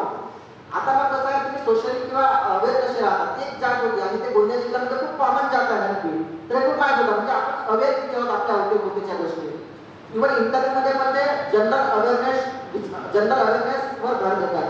जसं आता त्यांनी माझ्या इंटरव्ह्यूमध्ये काय विचारलं की आदिवासी भाग आहे, नक्सलिझम आहे, विदर्भ वेगळा झाला पाहिजे का, महाराष्ट्राच्या समस्या काय आहेत. तर एखादा जो ॲस्पिरंट असेल त्याला ह्या जनरल गोष्टी माहीत पाहिजे असं एक्सपेक्टेड आहे ना. तर फक्त यूपीएससीची अपेक्षा एवढीच आहे की तुम्ही जनरल अवेअर असलं पाहिजे, तुमच्याकडे कॉमन सेन्स असलं पाहिजे आणि तुम्ही इंटिग्रिटीने हंबल राहून तुम्ही प्रशासनामध्ये आला पाहिजे. म्हणजे त्यांना अजून एक काही नको आहे म्हणजे तर ॲरोगन्स नको आहे. बरेचसे म्हणजे ॲस्पिरंट इंटरमध्ये याच्या ॲरोगन्समुळे कमी मार्क घेतात बरं का. त्याच्या IIT, एम्स असा बॅकग्राऊंड असतो, एकदम IIMच्या कॉलेज वगैरे आला, पण त्यांना असं ॲरोगंट वाटतं. त्यांना असं वाटतं की ओव्हर शाईन करायचा प्रयत्न करतो किंवा काहीतरी सेन्सिटिव्हिटी विषयी खूप बोलले. तर आता म्हणजे कसं आहे, जेव्हा यूपीएससी सारखा जबाबदारीचा पद आपल्याला देतो तर ते सेन्सिटिव्हिटी पण ते कदाचित चेक करत असते. आणि तुम्ही दुसरा प्रश्न जो होता आर्ट्स कॉमर्स सायन्स, तर आपण जर बघितलं आता मागच्या काही काळात तर इंजिनिअरिंग आणि मेडिकल बॅकग्राऊंडच्या विद्यार्थ्यांचा टक्का जास्त वाढलेला आहे बरं. परंतु भरपूर आर्ट्स कॉमर्स आणि सायन्सवाले पण आहेत की ज्यांचा म्हणजे आता सर सुद्धा कॉमर्सचे आहे, मी आर्ट्सचे आहे, मॅडम सायन्सचे आहे. तर तुमचे इथे 3 लोक इथे बसलेले आहेत. तर असं म्हणजे बॅकग्राऊंड तुमचं काय आहे हे म्हणजे खूप फरक पडत नाही. अल्टिमेटली तुम्हाला सगळ्यांना त्या फुग्याची कथा माहित आहे का? एक फुग्यावाला असतो, त्याच्याकडे एक लहान बाळ जातो आणि तिथे भरपूर रंगाचे फुगे असतात, लाल, हिरवे, पिवळे. तर मग तो अगोदर लाल रंगाच्या फुगावर जाताना बघतो. अरे काका म्हणतो की हा लाल रंगाचा फुगा वर का बरं गेला? ते म्हणजे त्याच्यात हवा आहे. मग दुसरा गेला. मग दुसऱ्या वेळेला तो निळ्या रंगाचा फुगा जातो. अरे म्हणजे काका निळ्या रंगाचा फुगा का बरोबर गेला? अरे याच्यातही फुगाच आहे, म्हणजे याच्यातही हवाच आहे. म्हणजे त्या रंगामुळे फरक होत नाही. हवा त्याच्यामध्ये आतमध्ये काय, आतमध्ये फक्त सिलेबस आहे, अभ्यास आहे, तर सातत्याने अभ्यास केला तर होते. So what matters to irrespective of background, तुम्ही तो अभ्यासक्रम समजला आहे का हे महत्वाचं आहे. तुमचा प्रश्न नैतिकता आणि व्यक्तिमत्वाच्या सरीने बघून युपीएससी काय एक्सेप्ट करते एक ऍस्पिरंट आहे. अरे आता सवाल हिंदी जाणार का? मी पूर्ण उत्तर मराठीत आहे. माझी हिंदी चांगली आहे, मी हिंदीत बोललाच विसरलं जरा. मतलब आपका अभी सवाल क्या था? करता है यूपीएससी ऑब्जर्व करता है कि आप कितने हम्बल हो, आप में वो विनम्रता है कि नहीं, आप समाज के प्रति जिस भी संस्था में जाओगे उस समाज के प्रति आप में संवेदनशीलता है कि नहीं. नहीं तो क्या होगा कि आप मतलब गद्दे पे बैठ गए, आपके आजू बाजू मतलब पुलिस की सिक्योरिटी है और कोई मतलब एक किसान आ रहा है और आप उससे रूडली बात कर रहे हो, तो वो तो नहीं चलेगा. तो यूपीएससी एक्सपेक्ट कि आप सेंसिटिव हो, आप हम्बल तरीके से बात करो और बहुत सारी पढ़ाई करके आप अगर वहाँ तक आते हो तो आप हार्डवर्किंग हो, वो तो पहले ही दिख जाता है. लिखित मतलब बिना एग्जाम के ऐसे कुछ नहीं आ जाते हैं, आईएएस ऑफिसर बनकर निकलते हैं बाहर, ऐसे फेक खबरें हैं या रियलिटी है? अरे तो आपने बहुत पॉलिटिकल वाला क्वेश्चन पूछ दिया. मतलब एक लीगल वे से जो आते हैं वो लैटरल एंट्री बोलते हैं, जो मतलब जैसे बड़े बड़े कोई टेक्निकल इंस्टीट्यूट होती है तो उसमें यूपीएससी को क्या लगता है कि इसमें हमें एक्सपर्ट की जरूरत है, तो उन्हें आईएएस वगैरह नहीं देते, उन्हें मतलब एक डायरेक्टर वगैरह की पोजीशन देते हैं. They are not IAS but उन्हें वो पोजीशन दे देते हैं because they are expert in that field. और आप जो दूसरा बोल रहे हो कि न्यूज में वगैरह में जो आता है तो वो तो मतलब फेक एलिगेशन है, जो भी मतलब फेक उम्मीदवार होते हैं उनको तो मतलब बस वो न्यूज में हवा आती है, लेकिन दूसरे दिन बेइज्जती हो जाती है क्योंकि उस नाम से तो कोई अलग ही बंदा होता है या मतलब लड़के होते हैं जिसका सिलेक्शन हो गया होता है. सो मतलब ऐसे गलत तरीके से यूपीएससी में तो कोई सिलेक्ट नहीं होते हैं. ग्रॅज्युएशन तुला एमपीएससी द्यायचं आहे तर बीए छान राहील, तर मी बीएससी घेऊ का? बीए खूप कन्फ्युजन होतं. IITचे IIMचे विद्यार्थी जास्त संख्या दिसते ना आपल्याला की सायन्स बॅकग्राऊंडच्या किंवा इंजिनिअरिंग बॅकग्राऊंडच्या आहे. तर रिझन काय आहे की हे एक रिअलिटी आहे, तुम्ही आपण सगळे ॲक्सेप्ट करायला पाहिजे की आधीपासून जे अभ्यासामध्ये ज्यांची गती असते ना त्यांचे रिझल्ट जास्त टक्का दिसतो. ठीक आहे, ज्यांना आधी 10वीमध्ये चांगले मार्क्स पडलेले आहे, 12वीमध्ये चांगले मार्क्स पडलेले आहे, ग्रॅज्युएशनमध्ये जरा आउटस्टँडिंग स्कोअर आहे त्यांचा, मग त्यांच्या टक्केवारी दिसते. आता IIT मधल्याचं जर इंजिनिअरिंग बॅकग्राऊंड असतं तरी पण ते टक्कावर पास दिसतात त्यांचे, आणि त्यांना सवय झाली होती अभ्यासाची आधीपासूनची. ठीक आहे, तो विषय तोच आहे की आपला अभ्यासाची सवय असणं गरजेचं आहे. आता तुम्ही म्हटलं की सायन्स घेऊ का आर्ट्स घेऊ. ठीक आहे, आर्ट्समध्ये काय होतं की आपण कॉम्पिटिटिव्ह एक्झामसाठी इझी पडतो, म्हणजे इझी इतकं पण नाही आहे की म्हणजे कसं असेल की जे ग्रॅज्युएशनमध्ये जे आपले विषय असतात त्यातले 40-50% कुठेतरी उपयोगी पडतात. ठीक आहे, पण त्याचा खूप जास्त उपयोग नाही होत, त्यासाठी वेगळे पुस्तक वाचायला लागतं, ग्रॅज्युएशन वेगळंच असतं. पण प्लॅन बी काय रेडी असतं आपल्याकडे. जर आपल्याकडं BA गेलो आपण, ठीक आहे, नंतर मग MPSC करत आहोत, जर होत नाही तर खूप लिमिटेड आपल्याकडं प्लॅन बी राहतो. ठीक आहे, जर प्लॅन बी जर आपल्याला चांगला हवा असेल ना तर BSc मध्ये काहीतरी आपण इंजिनिअरिंग झालं असेल किंवा मेडिकल केलं असेल तर जर ही MPSC झालं तर दुसरं काहीतरी करू शकतो. हा एक मनामध्ये ठेवायला पाहिजे. फक्त BA केलं तर दुसरं सोर्स काय राहत नाही आहे, म्हणून ती गोष्ट एकच गोष्ट आहे. बाकी BA केल्यावरती किंवा BSc केल्यावरती असं काही फरक नाही पडत. आपल्या जो काही सिलेबस आहे ते सिलेबस आपण कम्प्लीट केला, PY एनालिसिस केलं, तर सरांनी सांगितलं तर आपल्याला इझी अभ्यास करू शकतो आपण. And I have just passed out my class 10. I was the second district topper of Yavatmal. Sir, my question is, how to be consistent during the preparation period? As we know, we have some social responsibilities, some family issues, or if we may any downfall, if we may face any downfall. So, how to make our mindset that we have to, मतलब हम छोड़ना ही है वो. काही झालं तरी आपल्याला ते achieve करायचं आहे. And also, sir, what pathway do you suggest for us for achieving the peak? How do we consistent? It is the crux of your question, na? Despite having the social, financial and other responsibilities, how do we consistent with the study? ठीक आहे? हाच प्रश्न आहे ना? Yes, sir. सगळ्यात पहिले मला असं वाटतं की what is the most important thing consistent राहण्यासाठी की आपला जो सगळ्यात छोटा टार्गेट आहे तो इतका आपण छोटा केलं पाहिजे की तो अवॉइडेबलच नाही राहिला पाहिजे. म्हणजे जसा की माझा एकदा छोटा टार्गेट काय आहे की मी 5 पेजेस तर वाचायचे आहे. जसं मला दिवसाचे ॲव्हरेज काय असेल तर 150 पेज असतं, 200 पेज असतं. मिनिमम टार्गेट एवढा छोटा ठेवायचा ना की म्हणजे तो नॉन निगोशिएबल आहे. So that is the first thing की your minimum target should be so low that तो तुम्हाला अवॉइड करायला म्हणजे असा लाभ वाटेल नाही आणि 5 पेज पण नाही असेल.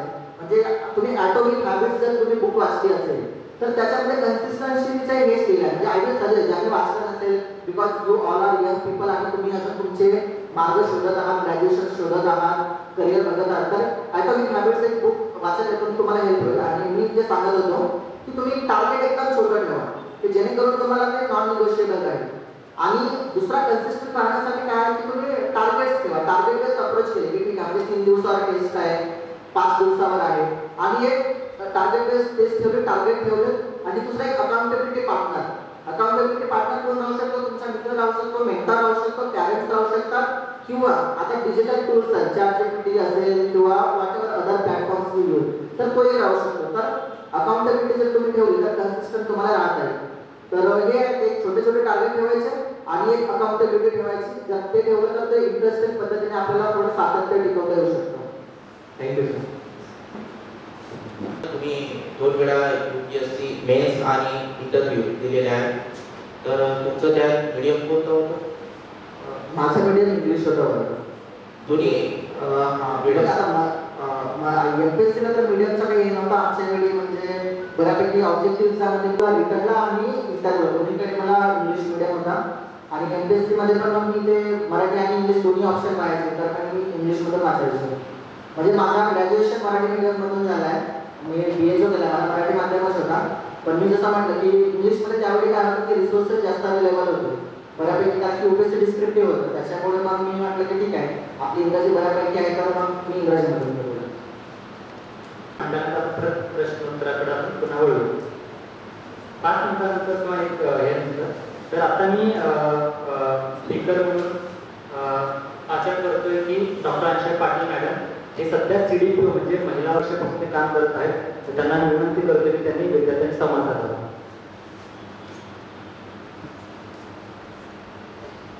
Good afternoon.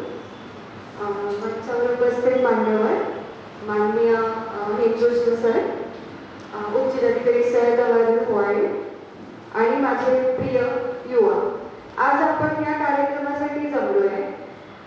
तर मला सगळ्यात पहिले एक प्रश्न विचारायचा सगळ्यांना, कोणाकोणाला सरकारी नोकरी करायची? ओके, का करायची? एक एक सांगा पटपट पटपट. पगार पाहिजे महिन्याचा है ना? हां, अजून? हां, जॉब सिक्युरिटी. अजून? स्टेबिलिटी. अजून? Good, respect, status. अजून कोणाला लग्न करायचं है ना? हां, प्रत्येकाची रिझन काहीही असो प्रत्येकाला सरकारी नोकरी हवी. पण जे स्पर्धा परीक्षा आहे त्याचं नावच दिलं की स्पर्धा आहे. ती एक स्पर्धा आहे, ती एक रेस आहे. आणि याच्यामध्ये टिकण्यासाठी तुम्हाला काही मंत्र आहेत जे सरांनी सांगितले तुम्हाला बऱ्यापैकी. एक्झाम कोणती पण असो 3 गोष्टी हे लागतातच. म्हणजे मी सांगितलं सिलेक्शनचा एक फॉर्म्युला आहे. Selection is equal to consistency, discipline आणि स्मार्ट वर्क. आता कन्सिस्टन्सी बद्दल सर बोललेले आहे, डिसिप्लिन बद्दल पण बोललेले आहे. स्मार्ट वर्कसाठी मी हे सांगेन की know your strengths and weaknesses. आता बऱ्यापैकी सिलेबस असतो, सगळं काही असतो, ठीक आहे. ते मग पोलीस भरती असो की UPSC सारखी परीक्षा असो, सगळ्या गोष्टींसाठी काही ना काही असतो, ठीक आहे. एक सिलेबस असतो, त्याच्यामुळे तुम्ही तुमची स्ट्रेंथ्स ओळखा आणि वीकनेस ओळखा. असं प्रत्येक पॉईंट नाही की ज्याच्याबद्दल तुम्हाला येणारच आहे.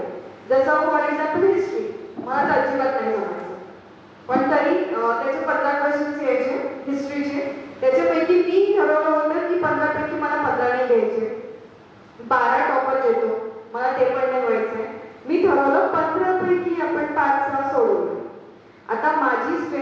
होती सायन्स. आणि MPSC करताना सायन्सचे बऱ्यापैकी लेवल अप झाली होती. न्यूमेरिकल झाले होते, बायोलॉजीचे टफ क्वेश्चन्स विचारण्याची सुरुवात झाली होती. इव्हन केमिस्ट्रीचे पण ऑक्सिडेशन स्टेट्स आणि हे सगळं विचारलं होतं. तर मी ठरवलं की हे आपली स्ट्रेंथ आहे, I am going to play on that. सायन्सचे नियर अबाउट 15 to 18 क्वेश्चन्स आले होते. मी ठरवलं की माझी ही स्ट्रेंथ आहे, हिस्ट्री नाही आहे सोडून द्या.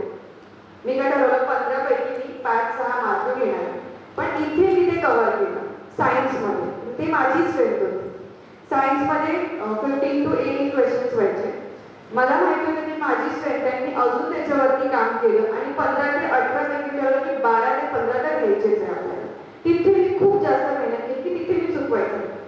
तर हे तुम्हाला पण करायचं की स्वतःची स्ट्रेंथ काय आहे, स्वतःची विकनेस काय आहे.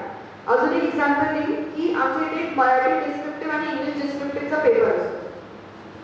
मी पहिल्या वेळेस जेव्हा परीक्षा दिली होती, माझा पहिला अटेम्प्ट होता 2020चा. मला माहिती होतं मराठी काय आपल्याला जमणार नाही, तेवढं काही आपली भाषा कौशल्य नाही आहे. ऑनेस्टली मी नागपूरची आहे, माझं एज्युकेशन कॉन्व्हेंट शाळेत झालेलं आहे, मराठीशी काहीच माझा संबंध नव्हता, फक्त एक्झाम पुढं 10वी दॅट्स इट. असं म्हटलं तर जे काही एसे लिहिणं हे मला अजिबात जमलं नव्हतं. मी ठरवलं दोन्हीचं कव्हर करून इक्वल मार्क्स म्हणजे आपल्याला कुठे खेळायचं. मी कॉन्व्हेंटची माझी इंग्लिशमध्ये सुपर पॉवर होती आणि आता माझी इंग्लिशमध्ये सुपर पॉवर आहे. तर मी ठरवलं इंग्लिशमध्ये मार्क घ्यायचे. इंग्लिशमध्ये मी 50 पैकी 40 घेतले आणि मराठीमध्ये मला अजिबात लाज नाही सांगायला 50 पैकी 22 मार्क घेतले. परंतु माझं टोटल काय आला 65 मार्क आले. 40 + 22 62 100 पैकी. आणि एक हे माझं एक चांगलं लक म्हणा काही पण होतं की MPSC जे करतात विद्यार्थी मोस्ट ऑफ द लोकांची इंग्लिशची विकनेस असते आणि तीच माझी स्ट्रेंथ होती. तर मी त्याच्यावरती खेळले. मराठी सगळ्यांची स्ट्रेंथ होती, सगळे मराठी बॅकग्राऊंडवरून आलेले, तीच एकटी इंग्लिश. तर मी ठरवलं की मला इथेच खेळायचं आणि तिथे मी खेळले की इथे आपल्याला चांगला मार्क घ्यायचे. तेच होतं जे मला लिस्टमध्ये पुढे घेऊन गेलं. जसं मी सांगितले स्पर्धा आहे, तुम्हाला लिस्टमध्ये तुम्ही कुठे आणि तुम्हाला कुठे जायचं तिथे तुम्हाला हे करायचं. मग सेकंड माझी अजून एक तिसरी जमली की माझं इंटरव्ह्यू मला माहिती होतं की आपल्याला चांगलं द्यायचं आहे, त्यासाठी मी काम केलं. कारण इथे खूप गोष्टींमध्ये मी लॅक करत होती. हिस्ट्रीने सांगितलं नाहीच जमायचं, मग कुठे कव्हर करू. त्यामुळे इंटरव्ह्यूमध्ये कव्हर करायचं, इंग्लिश डिस्क्रिप्टिव्हमध्ये करायचं, जिओग्राफीमध्ये करायचं, ॲग्रीमध्ये करायचं. जिथे जिथे मला येत होतं तिथे तिथे मी कव्हर केलं. Because after told you this is competition. लिस्टमध्ये तुम्हाला पुढे जायचं, नो युअर स्ट्रेंथ्स आणि विकनेस आणि त्याच्यावर खेळा. आता कॉमन मिस्टेक्स तर ऑफकोर्स एक सोशल मीडिया मी पण खूप ॲडिक्ट आहे. बट त्यावेळेस मी एक ॲप डाउनलोड केला होता, त्याला युअर हँड नावाचं एक ॲप होतं. त्याच्यामध्ये प्रत्येक ॲप्सला टाईम लिमिट आपल्याला करता येते. जसं व्हॉट्सअपला 10 मिनिटं, मी ठरवलं की व्हॉट्सअप दिवस धरून 10 मिनिटं वापरायचं. इंस्टाग्राम फेसबुकला सगळं अनइन्स्टॉल होतं, पण व्हॉट्सअप टेलिग्राम हे काही ॲप्स ठेवले होते अभ्यास करायला. त्याच्यामध्ये अनलॉक किती वेळा होतो ते पण सुद्धा दाखवायचं. तर मग आता स्टार्टिंगला वाटलं हा काय ट्राय करू. मग ते बघितलं आणि स्वतःवरती एक डिसिप्लिन जे मी सांगितलं, स्वतःवरती डिसिप्लिन आणला की नाही. एक आपण एक लिमिट ठरवू शकतो की दिवसभरात फक्त 50 वेळा फोन अनलॉक करायचं आणि मग स्वतःचीच कॉम्पिटिशन व्हायची. नाही, काल मी 45 वेळा आपला फोन अनलॉक केला होता, आज मी 15 to 20 टाइम्सच करणार आहे. तर स्वतःच्या माइंडची मी स्वतःच हे करायची. आणि स्वतःलाच मी रिवॉर्ड सिस्टम ठेवली होती की जर मी कंटिन्युअसली 4 तास अभ्यास करते, 8 तास अभ्यास करते, तर मी एखादा युट्यूबवर येऊन मला जे आवडतं मी ते बघते, ते माझ्यासाठी रिवॉर्ड असेल. तर ते त्या प्रकारे मी स्वतःला डिसिप्लिन केलं. जर मी 1 महिना कंटिन्युअसली अभ्यास करते, 2 महिना कंटिन्युअसली अभ्यास करते, तर मी स्वतःला एक मूवीचा रिवॉर्ड द्यायची. वाट मला मूवी बघायची किंवा मला एखाद्या चांगल्या कॅफेत जाऊन जे मला स्टार्बक्सचं मला कॉफी प्यायला आवडायचं, I use to reward myself through that. तर हे मी स्वतःसाठी डिसिप्लिनसाठी केलं होतं आणि स्वतःलाच एक रिवॉर्ड सिस्टम जे ॲटॉमिक हॅबिटचे बुक आहे त्याच्यामध्ये हे दिलेलं आहे की यू शुड रिवॉर्ड युअरसेल्फ. जर तुम्ही कोणतरी हॅबिट कंटिन्यू करताय तर ते एक सिस्टम मी केलं होतं की if I am doing consistently तर मी स्वतःला रिवॉर्ड करेन. आणि ते कुठेतरी सबकॉन्शियसली मला खूप बेनिफिशियल ठरलं होतं. तर हे काही मी सांगते की असं पण तुम्ही करू शकता, काही मेथड्स आहेत. ते सरांनी तुम्हाला खूप काही सांगितलं आहे. आता मोटिवेशनमध्ये की तुम्हाला का बरं सरकारी नोकरी पाहिजे हे तुम्ही ठरवा. स्टेटससाठी का काहीही तुमचे रिझन असो, पर्सनल रिझन्स असो. आता मी मेडिकल बॅकग्राऊंड होती तरी मी हे केलं का बरं, कारण मला एक सिम्पलची गोष्ट होती, मी DMS डॉक्टर आहे, मला MBBS नव्हता भेटला, तेच एक माझ्यासाठी मोटिवेशन फॅक्टर होतं की मला MBBS नाही भेटलं तर मला काहीतरी चांगलं करायचं, मला BMS म्हणून कंटिन्यू नाही करायचं. ते एकच माझ्यासाठी रिझन होता इनफ की ते माझं सेल्फ मोटिवेशन होतं आणि माझं पर्सनल रिझन होतं. प्रत्येकाचे वेगवेगळे रिझन्स असणार.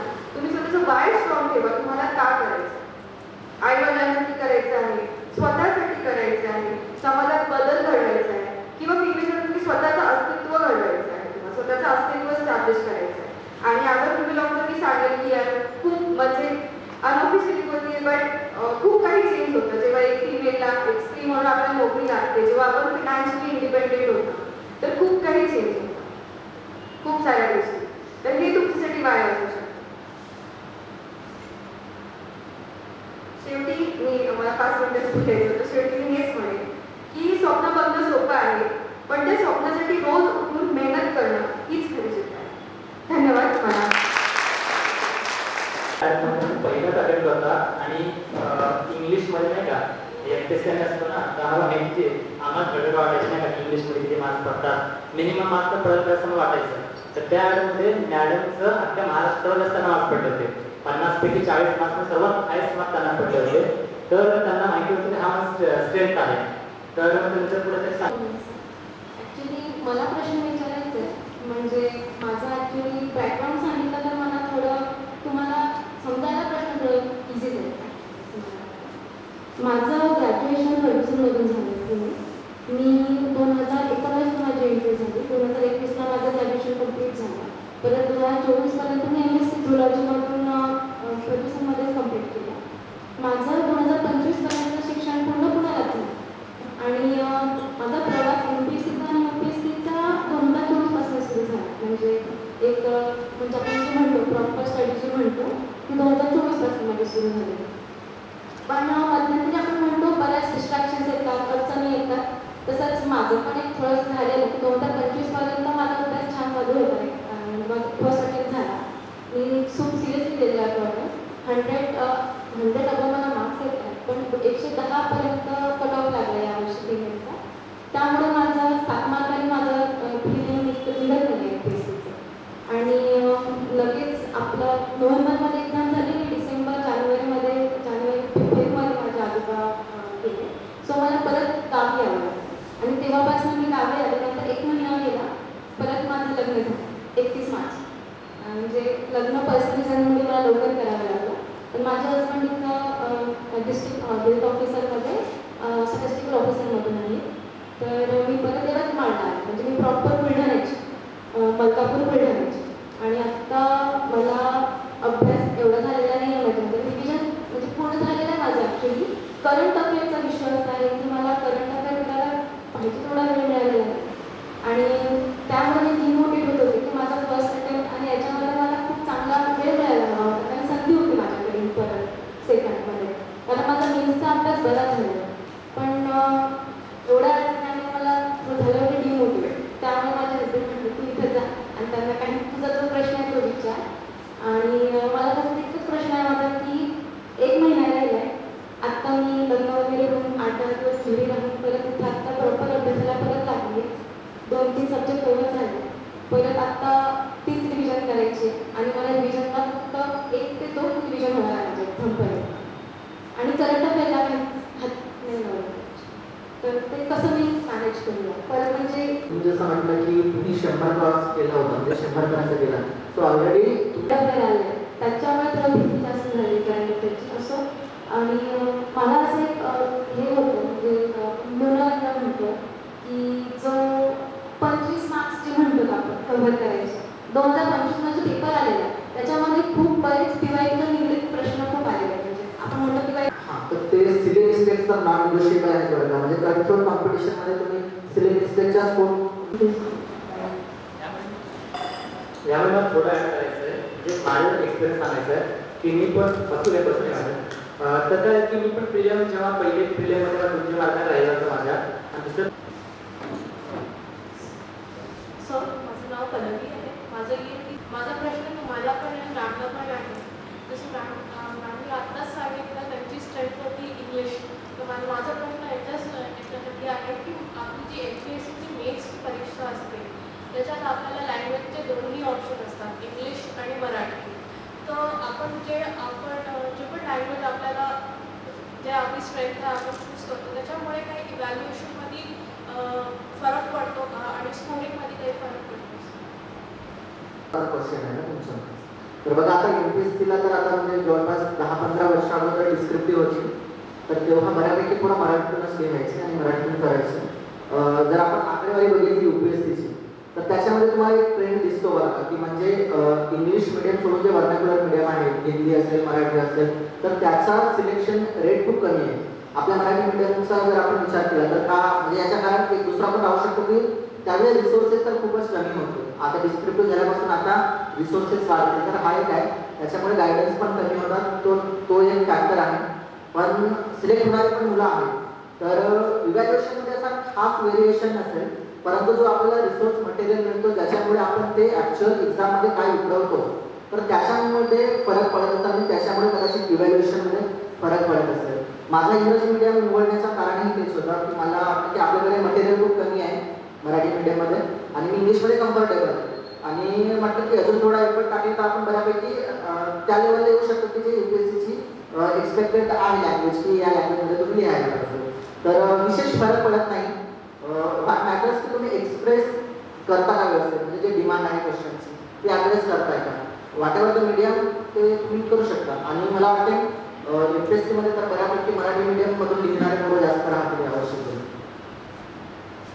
तुम्ही केस स्टडीची कशी तुम्ही त्याच्यासाठी अभ्यास केला आणि काय स्ट्रॅटेजी होती केस स्टडीसाठी? ओके, तर definition it is test about character. तुमचा कॅरेक्टर दिसला पाहिजे. तर केस स्टडी त्यांचे टाईप्स असतात, म्हणजे मेजरली 10-12 टाईप असतात. एक इन्व्हायरमेंट वर्सेस डेव्हलपमेंट, मग तुमच्या ऑफिसमध्ये करप्शन वर्सेस काहीतरी असेल, ॲडमिनिस्ट्रेटिव्ह असेल, तर असे 10-12 टाईप होते. ते 10-12 टाईप मी केले. मग त्याच्यामध्ये वोकॅब्युलरी नावं जे स्टेक होल्डर असतात ते चेंज व्हायचे, परंतु जे मेजर थीम होती ती सेम होती. तर मी ते त्यांचे केस स्टडीचे टाईप्स काढले होते, म्हणजे तुम्ही जे म्हणता strategy.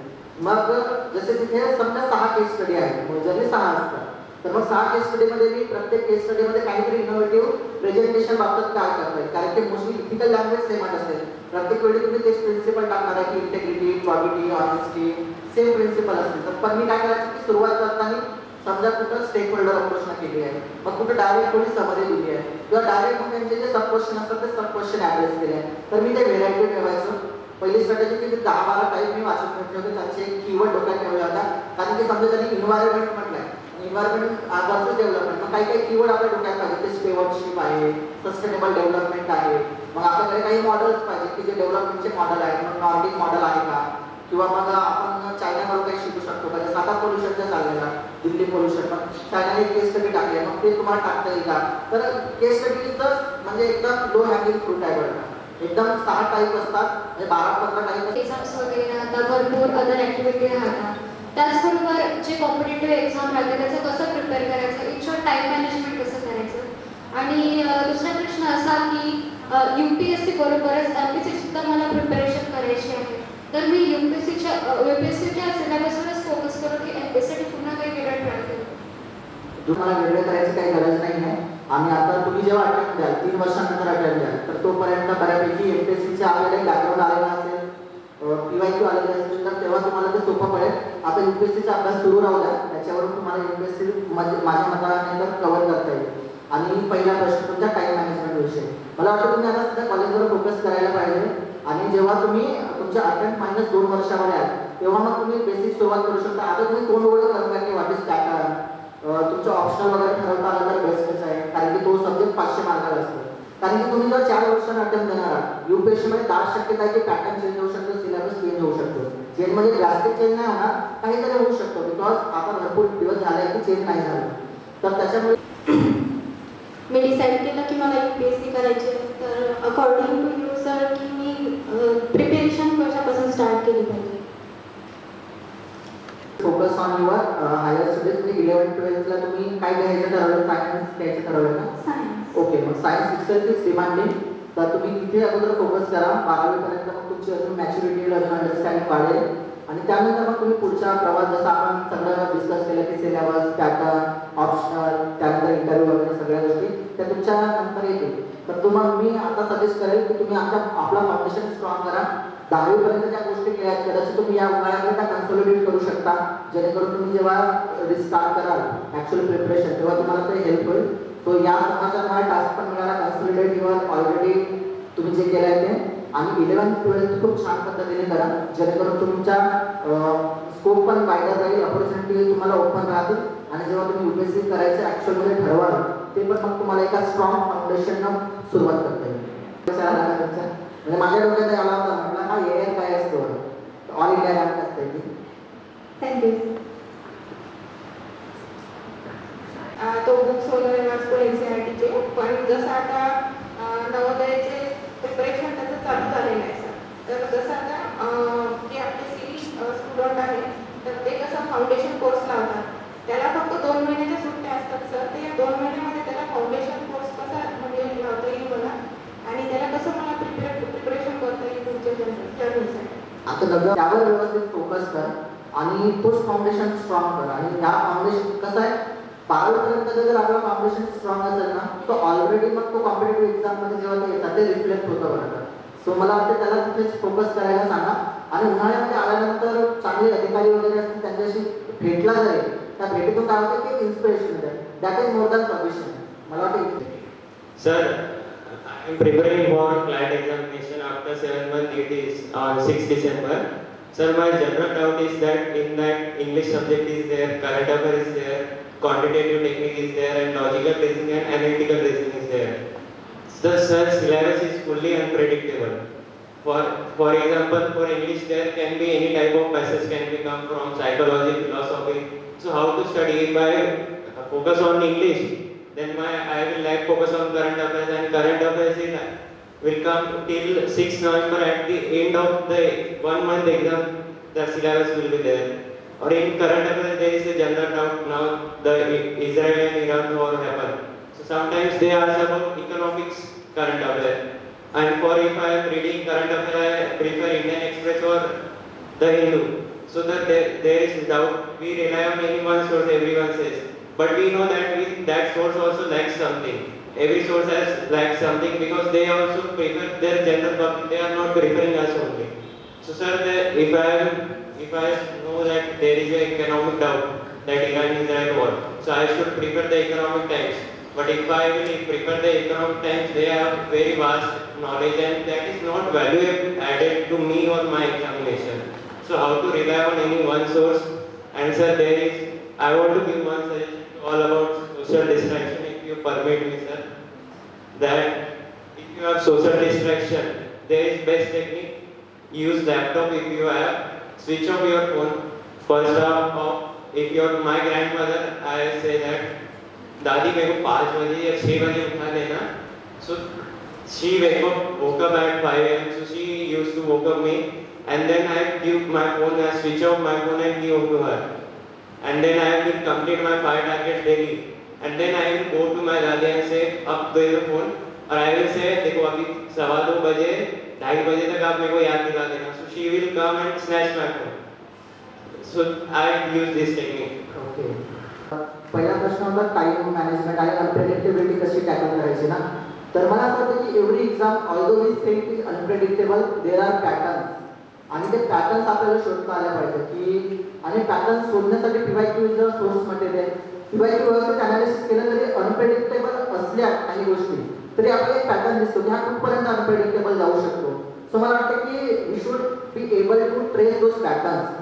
So tracing the pattern will identify that problem of unpredictability. Second, तुम्ही म्हटलं की करंट अफेअर मध्ये खूप वेग आहे आणि सोर्स मटेरियल नाही आहे. तर जी तुमची प्रॉब्लेम आहे ती फेलो ॲस्पिरंट्सची पण आहे. You all will follow the same source. तर मग ऑटोमॅटिकली ते नलिफाय होऊन जातं की कोणाला एक्स्ट्रा ॲडव्हान्टेज मिळत नाही. And when you see something is in a lot of news like Israel Iran war म्हटलं तुम्ही किंवा आता USA झाला, मग त्याचा ओव्हरव्ह्यू घेताना तुम्ही जसं म्हटलं की मी फक्त इकॉनॉमिक कधी विचारेल कधी पॉलिटी विचारेल, तर करंट अफेअर जे एकदम हॉट टॉपिक असतात नाही का, तर ते 360 कव्हर करावेच लागतात. आता इराण विषयी जे बोललो, automatically you have to cover the neighbouring countries की त्याच्या बाउंड्रीमध्ये काय आहे. मग इकॉनॉमिक त्याचं काय विचारलं की इकॉनॉमिक सिग्निफिकन्स विचारू शकतो की इंडिया त्याच्यात किती क्रूड ऑइल वगैरे इम्पोर्ट करायचं, दिस कॅन बी ट्रेस. तर ते प्रिडिक्टेबल पण आहे बरं का, म्हणजे इट इज नॉट लाईक की ते रॅन्डम एका वर्षी इकॉनॉमिक्स विचारेल पॉलिटी विचारेल. तर करंट अफेअर टॉपिक आहे ना, मग 360 ओव्हरव्ह्यू कव्हर केलाच पाहिजे. आणि अनप्रिडिक्टेबिलिटीसाठी ते ट्रेसिंग जर आपण PYQ केलं तर तर that can be also covered. And तुम्ही जसं म्हटलं की November December you have still enough time to cover the syllabus आणि मल्टिपल रिव्हिजन्स पण करू शकता. आणि I appreciate the way you are having that kind of की तुम्ही लॅपटॉप वगैरेवर अभ्यास करून मोबाईल अवॉइड करता. It is difficult to do that. So I appreciate that and all the very best. तोच आपल्याला मॅनेज करायचा आहे. जर त्यांनी जर सिलेबस दिला की 7-8 सब्जेक्ट आहेत, मग ते आपण टाइम स्लॉट मॅनेज करायचे की ठीक आहे करंट अफेअर समथिंग इंटरेस्टिंग आहे तुम्ही डेली करू शकता. मग तुम्ही डेली स्लॉट ठेवलाय की 1 तास मी करंट अफेअर करेल, 2 तास करेल, त्याची एक करंट अफेअर बेस टेस्ट सोडवेल, संपला विषय. मग तुम्ही काय ठरवलं इंग्लिश. मग इंग्लिश जर तुम्ही म्हटलं की यावर्षी हा पॅच दिला त्याचा रिपीट होणारच नाहीये, म्हणजे ते आपण म्हणजे चुकीच्या अपेक्षा करणे चुकीचं आहे. आता मॅडमने जसं म्हटलं की त्याचं इंग्रजी स्ट्रॉंग आहे, तर त्याचं इंग्रजी स्ट्रॉंग कशावर नाही, एकच पॅसेज केल्यामुळे नाही आहे. त्यांनी काय केलं, वोकॅब्युलरी केल्या, ते म्हणजे त्याचं ग्रामर केलं. इंग्लिशमध्ये तर बऱ्यापैकी ते असतं ना वोकॅब्युलरी आणि ग्रामर. मग ते काही पण होतं, म्हणजे मॅथचं जसं आहे तुम्हाला एकदा त्या बेसिक टेक्निक्स आल्या, नंबर चेंज होऊ द्या, इट डजंट मॅटर. तर सेम तसंच आहे. आणि ते कॉम्पिटेटिव्ह एक्झाम म्हटलं की मल्टिपल सब्जेक्ट्स आल्यास you have to manage that is the task ना. येस, प्रत्येक बारीक बारीक पॉईंट्स सुद्धा त्यांनी विचारलं. म्हणजे मॅडमचे एअर बद्दल विचारलं. एअर पासून ते 5 इंटरव्ह्यूमध्ये कसं क्वेश्चन्स अटेंड करायचे आहेत, काय द्यायचं, मेन प्रिलियर किती कॉम्पिटिशन आहे, ते कसं करायचं, प्रत्येक विषयाची स्ट्रॅटेजी, ह्या सगळ्याबद्दल क्वेश्चन विचारलं आणि सरांनी त्याबद्दल मार्गदर्शन दिलं. त्यामुळं खूप खूप धन्यवाद. आता सरांचं आपल्याला आभार प्रदर्शन करायचं आहे, सत्कार करायचा आहे. तर युवा संवादचं जे काही मोमेंट आहे तर त्याद्वारे पुन्हा महिला गाड्यांना मी विनंती करतो की त्यांनी हेडकृष्ण सरांचं सत्कार करावा.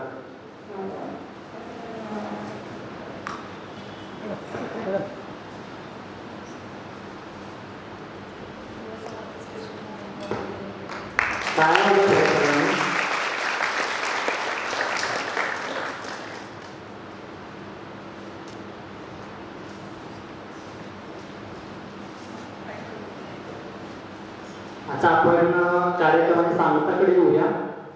तर वोट ऑफ थँक्स किंवा आभार प्रकट करण्यासाठी मी CM फेलो विठ्ठल गाडगे यांना विनंती करतो.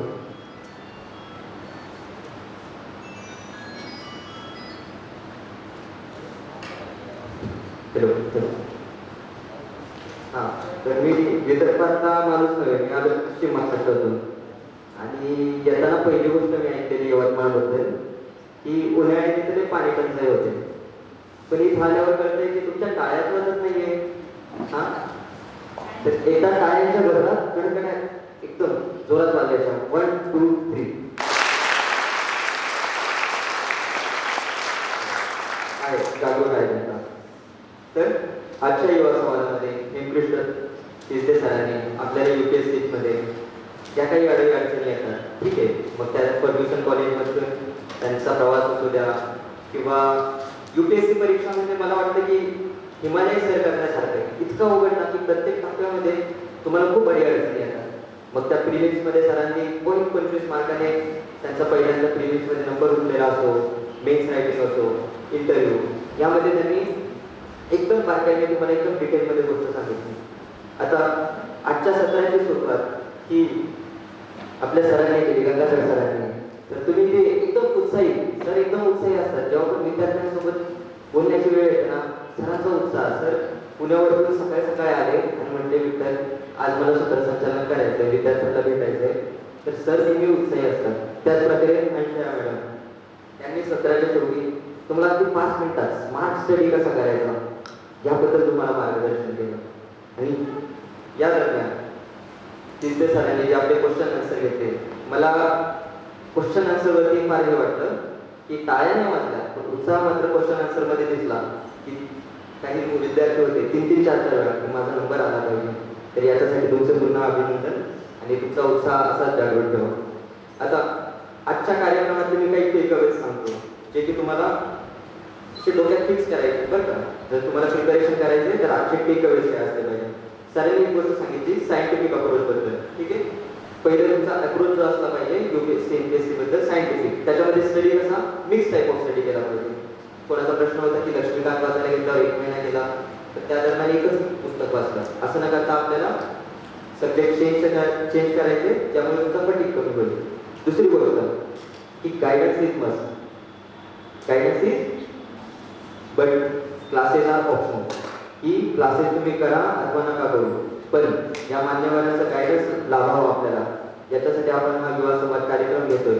आणि सरांसोबत तुम्ही टचमध्ये राहू शकता जर तुम्ही लिंक्डइन वगैरे इंस्टा इन्फॉर्मल होऊन जातात. म्हणून सर एकदम लिंक्डइनवरती ॲक्टिव्ह असतात, काही प्रश्न असतील तर त्यांना विचारा. आणि मी सरांनाही एकदा विनंती करेन की सर 5 मिनिटं आपल्या विद्यार्थ्यांसोबत जर आपल्याला बाहेर भेटता आलं, कारण कसं पर्सनली टच राहतो नेहमी, की मान्यवर इथे येऊन स्टेजवरून बोलतात, तर एक विनंती करेल सरांना की सर बाहेर भेटतो.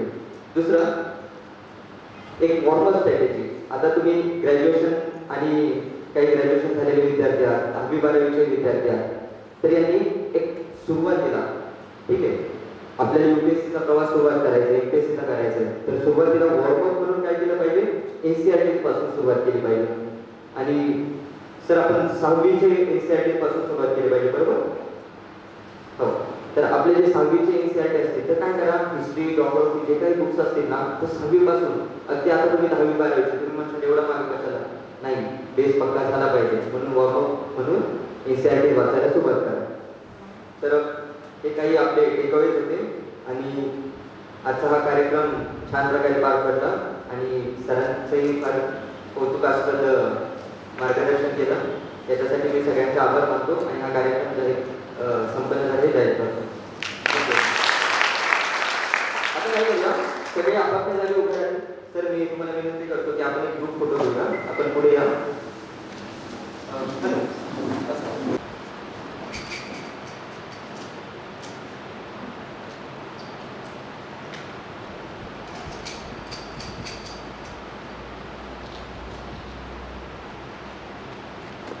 गुगल फॉर्मवरती जो आपण फीडबॅक आहे तो नक्की करा. काही सजेशन असतील, इम्प्रुव्हमेंट असेल तर ते सांगा. आणि पुढच्या सोमवारी सुद्धा याच वेळी याच ठिकाणी 11 वाजता तुमची वाट पाहतो. धन्यवाद.